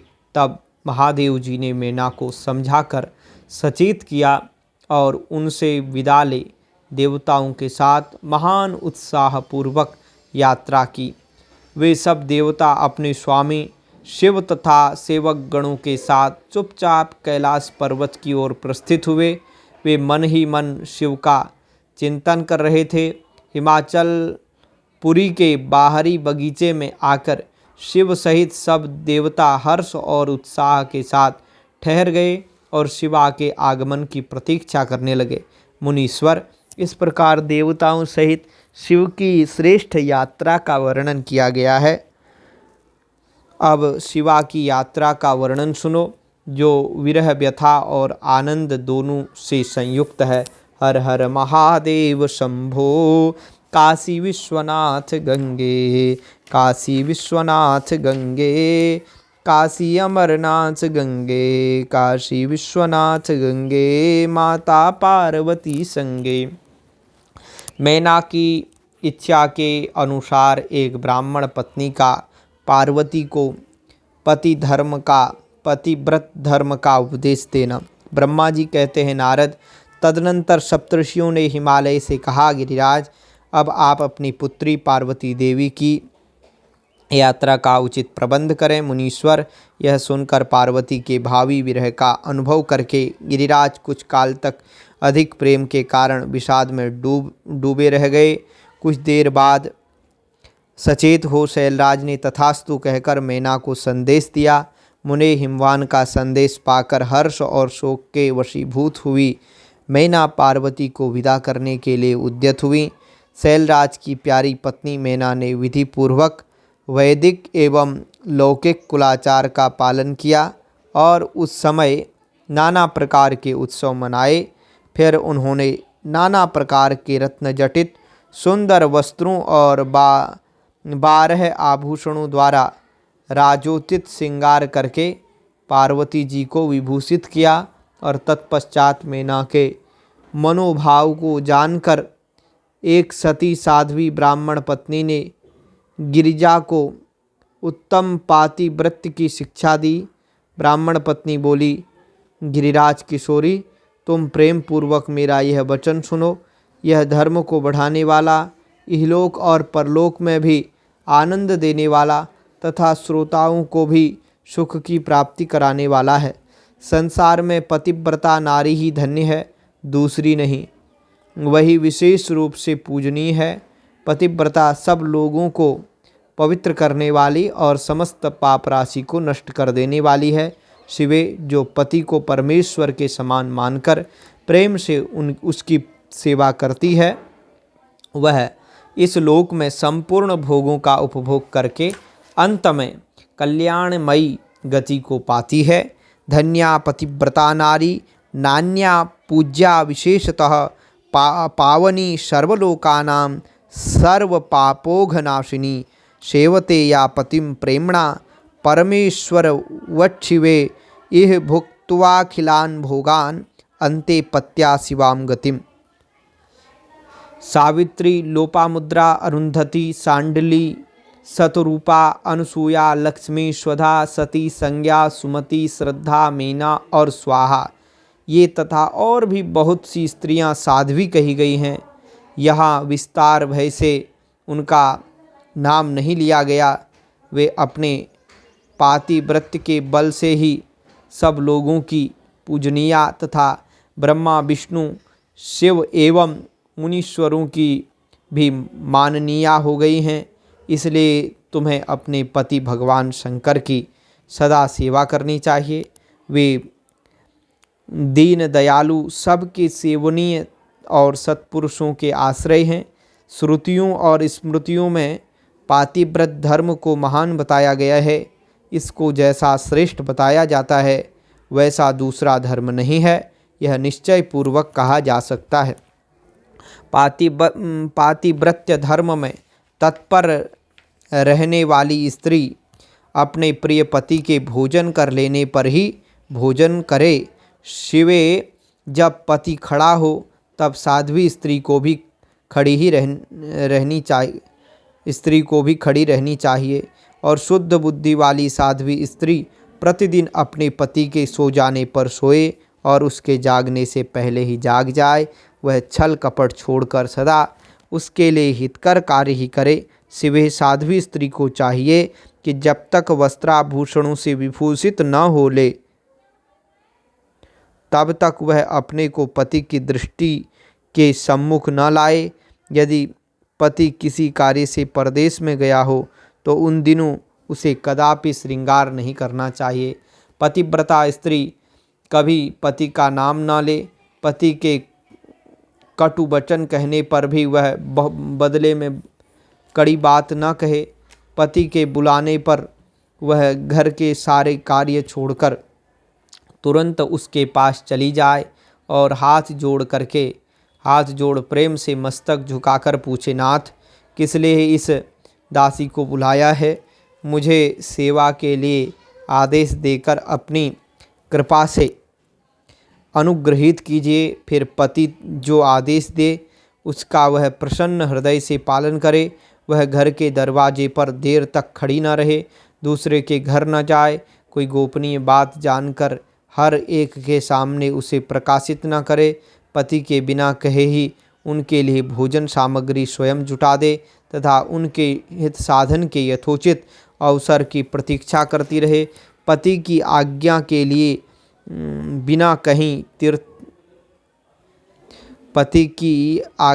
बिना कहीं तीर्थ यात्रा के लिए भी न जाए।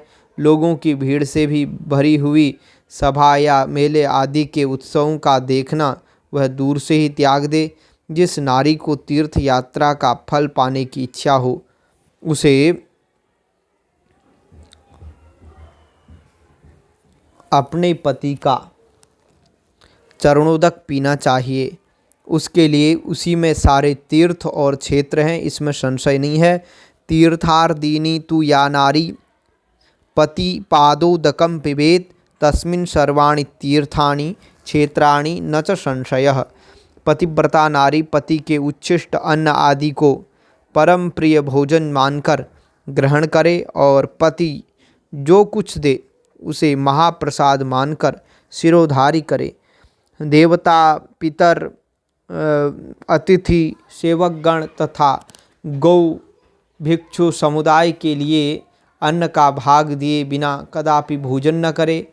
पातिव्रत धर्म में तत्पर रहने वाली गृह देवी को चाहिए कि वह घर की सामग्री को संयत एवं सुरक्षित रखे, गृह कार्य में कुशल हो, सदा प्रसन्न रहे और खर्च की ओर से हाथ खींचे रहे। पति की आज्ञा लिए बिना उपवास व्रत आदि न करे, अन्यथा उसे उसका कोई फल नहीं मिलता है और वह परलोक में नरकगामिनी होती है। पति सुखपूर्वक बैठा हो या इच्छानुसार क्रीड़ा विनोद अथवा मनोरंजन में लगा हो, उस अवस्था में कोई आंतरिक कार्य आ पड़े तो भी पतिव्रता स्त्री अपने पति को कदापि न उठावे। पति नपुंसक हो गया हो, दुर्गति में पड़ा हो, रोगी हो, बूढ़ा हो, सुखी हो अथवा दुखी हो, किसी भी दशा में नारी अपने उस एकमात्र पति का उल्लंघन न करे। रजस्वला होने पर वह 3 रात्रि तक पति को अपना मुंह न दिखाए, अर्थात उससे अलग रहे।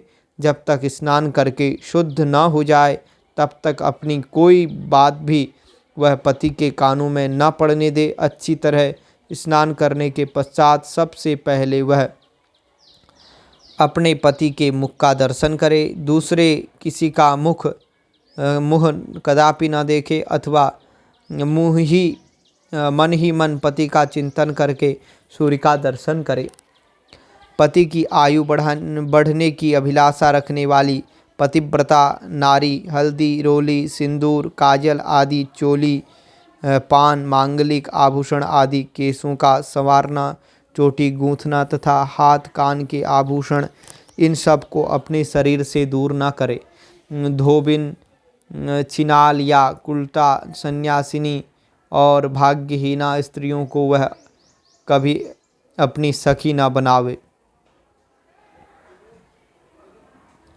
पति से द्वेष रखने वाली स्त्री का वह कभी आदर न करे, कहीं अकेली न खड़ी हो, कभी नंगी होकर न नहाए।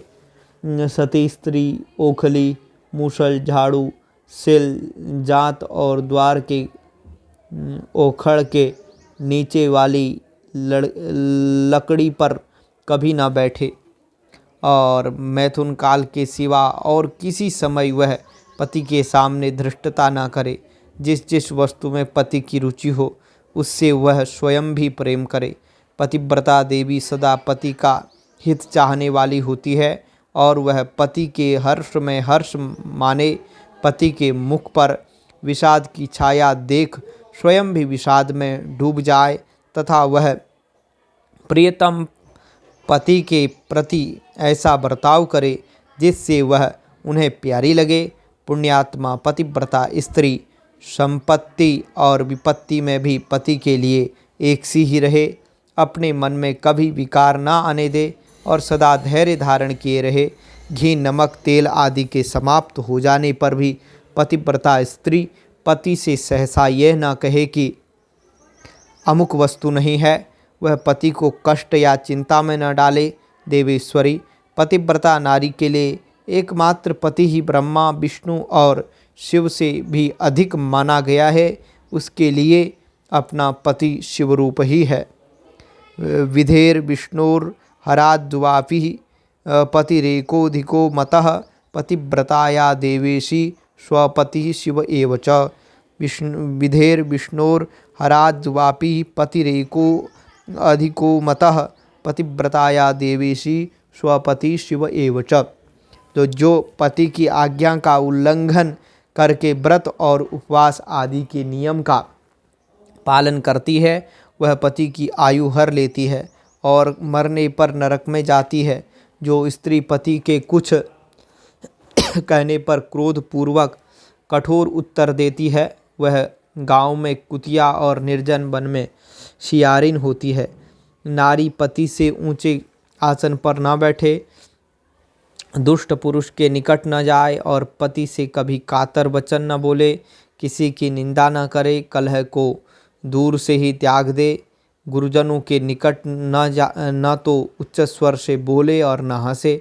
जो बाहर से पति को आते देख तुरंत अन्न, जल, भोज्य वस्तु, पान और वस्त्र आदि से उनकी सेवा करती है, उनके दोनों चरण दबाती है, उनसे मीठे वचन बोलती है तथा प्रियतम के खेद को दूर करने वाले अन्यान्य उपायों से प्रसन्नतापूर्वक उन्हें संतुष्ट करती है। उसने मानो तीनों लोगों को तृप्त एवं संतुष्ट कर दिया। पिता, भाई और पुत्र परमित सुख देते हैं परंतु पति असीम सुख देता है। अतः नारी को सदा अपने पति का पूजन, आदर, सत्कार करना चाहिए। पति ही देवता है, पति ही गुरु है और पति ही धर्म, तीर्थ एवं व्रत है। इसलिए सबको छोड़कर एकमात्र पति की ही आराधना करनी चाहिए। भर्ता देवो गुरुर्भर्ता धर्म तीर्थ व्रतानि च तस्मात् सर्वं परित्यज्य पतिमेकं समर्चयेत्। जो दुर्बुद्धि नारी अपने पति को त्याग कर एकांत में विचरती है या व्यभिचार करती है, वह वृक्ष के खोखले में शयन करने वाली क्रूर उल्लू की होती है, मतलब उल्लू की पत्नी उल्लू की होती है।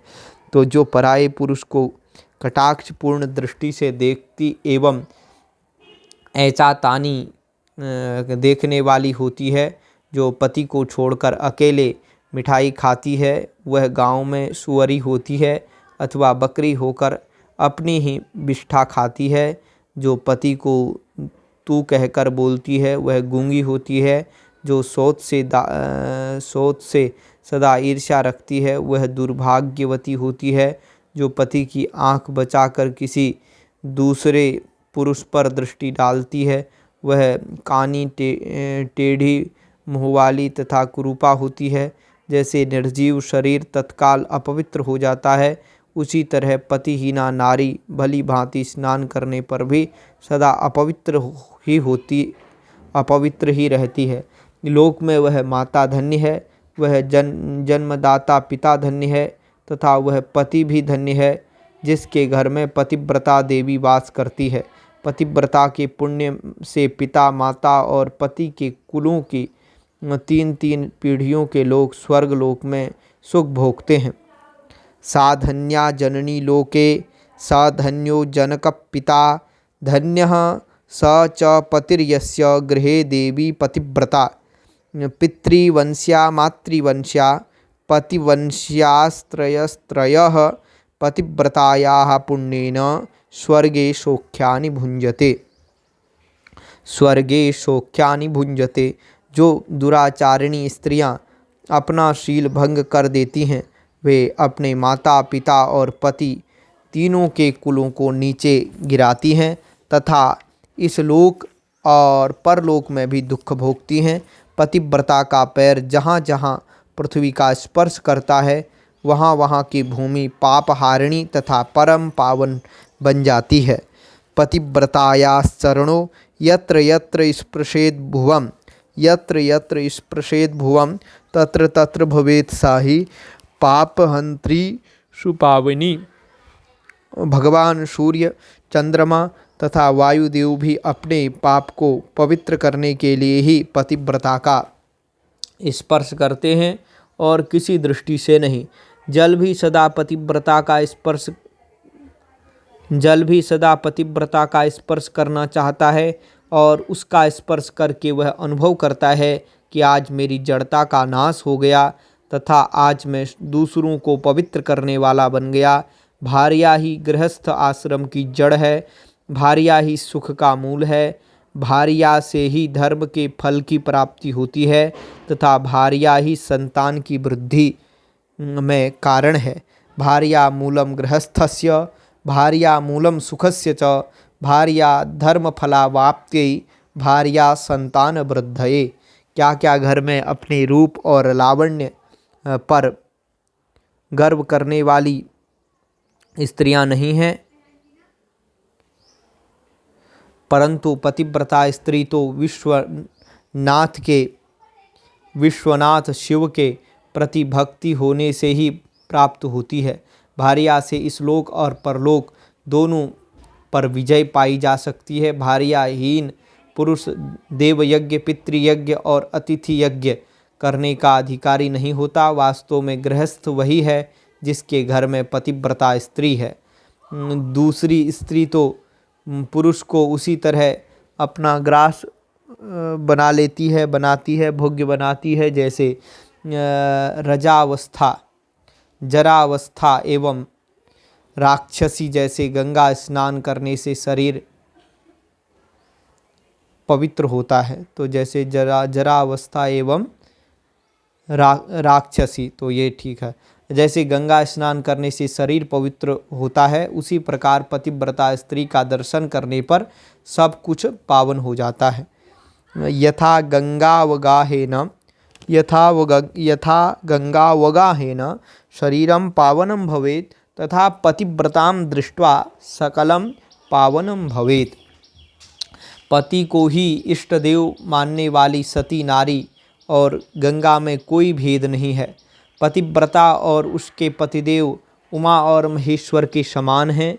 अतः विद्वान मनुष्य उन दोनों का पूजन करे। पति प्रणव है और नारी वेद की ऋचा है। पति तप है और स्त्री क्षमा है। नारी सत्कर्म है और पति उसका फल है। शिवे सती नारी और उसके पति दोनों दंपति धन्य हैं। तारः पति श्रुतिर नारी क्षमा सा स्वयं तपः फलम पति सत्क्रिया सा धन्यो तो दंपति शिवे। गिरिराज कुमारी, इस प्रकार मैंने तुमसे पतिव्रता धर्म का वर्णन किया है। अब तुम सावधान हो। आज मुझसे प्रसन्नतापूर्वक पतिव्रता के भेदों का वर्णन सुनो। देवी, पतिव्रता नारियां उत्तमा आदि भेद से स्मरण करने वाले पुरुषों का सारा पाप हर लेती हैं। उत्तमा, मध्यमा, निकृष्टा और अति निकृष्टा, ये पतिव्रता के 4 भेद हैं। 4 भेद हैं। अब मैं इनके लक्षण बताती हूँ, ध्यान देकर सुनो। भद्रे, जिसका मन सदा स्वप्न में भी अपने पति को ही देखता है, वह दूसरे किसी पर पुरुष को नहीं, वह स्त्री उत्तमा या उत्तम श्रेणी की पतिव्रता कही गई है। शैलजे, जो दूसरे पुरुष को उत्तम बुद्धि से पिता, भाई और एवं पुत्र के समान देखती है, उसे मध्यम श्रेणी की पतिव्रता कहा गया है। पार्वती, जो मन से अपने धर्म का विचार करके व्यभिचार नहीं करती, सदाचार में स्थित रहती है, उसे निकृष्टा अथवा निम्न श्रेणी की पतिव्रता कहा गया है। जो पति के भय से तथा कुल में कलंक लगने के डर से व्यभिचार से बचने का प्रयत्न करती है, उसे पूर्व काल के विद्वानों ने अति निकृष्टा अथवा निम्नतम कोटि की पतिव्रता बताया है। शिवे, ये चारों प्रकार की पतिव्रताएं समस्त लोकों का पाप नाश करने वाली और उन्हें पवित्र बनाने वाली हैं।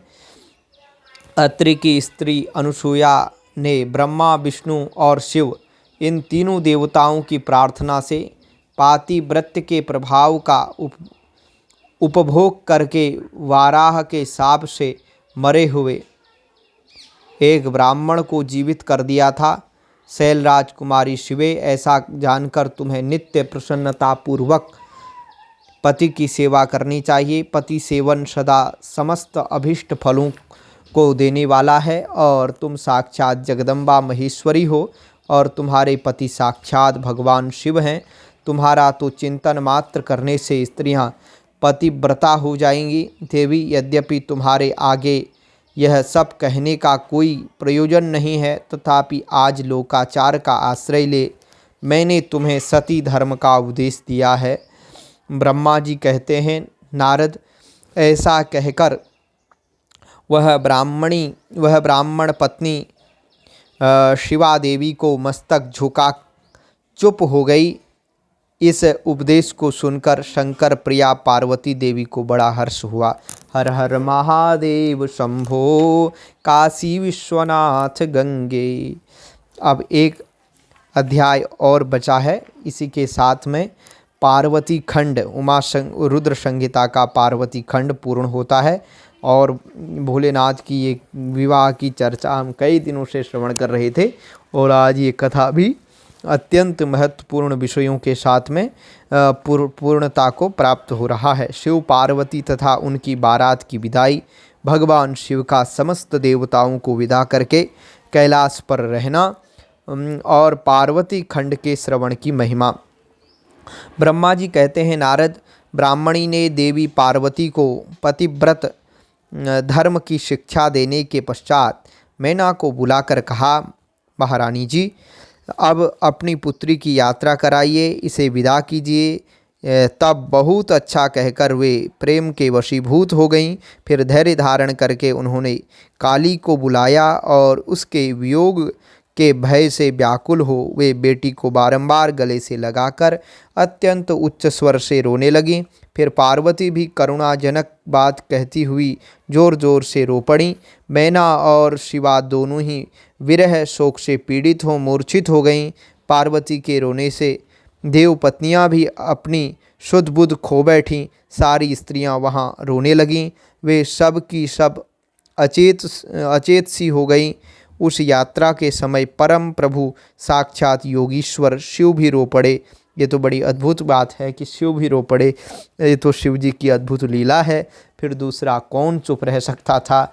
इसी समय अपने समस्त पुत्रों, मंत्रियों और उत्तम ब्राह्मणों के साथ हिमालय शीघ्र वहां आ पहुँचे और मोहवश अपनी बच्ची को हृदय से लगाकर रोने लगे।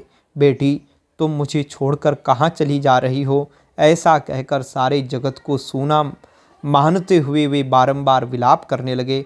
तब ज्ञानियों में श्रेष्ठ पुरोहित ने अन्य ब्राह्मणों के सहयोग से कृपापूर्वक अध्यात्म विद्या का उपदेश देते हुए सबको सुखद रीति से समझाया और पार्वती ने भक्ति भाव से माता पिता तथा गुरु को प्रणाम किया। वे महामाया होकर भी लोकाचारवश बार बार रो उठती थीं। पार्वती के रोने से ही सब स्त्रियां रोने लगती थी। माता मैना तो बहुत रोईं, भौजाइयाँ भी रोने लगीं। यही दशा भाइयों की भी थी। शिवा की माँ, भाभियाँ तथा अन्य युवतियाँ बार बार रोदन करने लगीं। भाई और पिता भी प्रेम और सौहार्दवश रोए बिना न रह सके।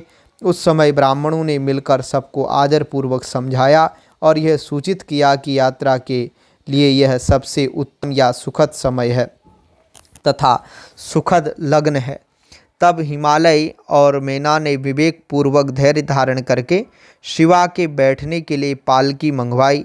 ब्राह्मणों की पत्नियों ने शिवा को उस पर चढ़ाया और सब ने मिलकर आशीर्वाद दिया। पिता, माता और ब्राह्मणों ने भी अपनी शुभ कामना प्रकट की। मैना और हिमालय ने पार्वती को ऐसे ऐसे सामान दिए जो महारानी के योग्य थे। नाना प्रकार के द्रव्यों की शुभ राशि भेंट की जो दूसरों के लिए परम दुर्लभ थी। शिवा ने समस्त गुरुजनों को, माता पिता को, पुरोहित और ब्राह्मणों को तथा भौजाइयों और दूसरी स्त्रियों को प्रणाम करके यात्रा की। पुत्रों सहित बुद्धिमान हिमाचल भी स्नेह के वशीभूत हो पीछे पीछे गए और उस स्थान पर पहुँचे जहाँ देवताओं सहित भगवान शिव प्रसन्नता पूर्वक प्रतीक्षा कर रहे थे। वहाँ सब लोग बड़े प्रेम और आनंद से परस्पर मिले। उन सब ने भगवान को प्रणाम किया और उनकी प्रशंसा करते हुए वे पुरी को लौट गए। तदनंतर कैलाश पहुंचकर भगवान शिव ने पार्वती से कहा, देवेश्वरी, तुम सदा से ही मेरी प्राण प्रिया हो।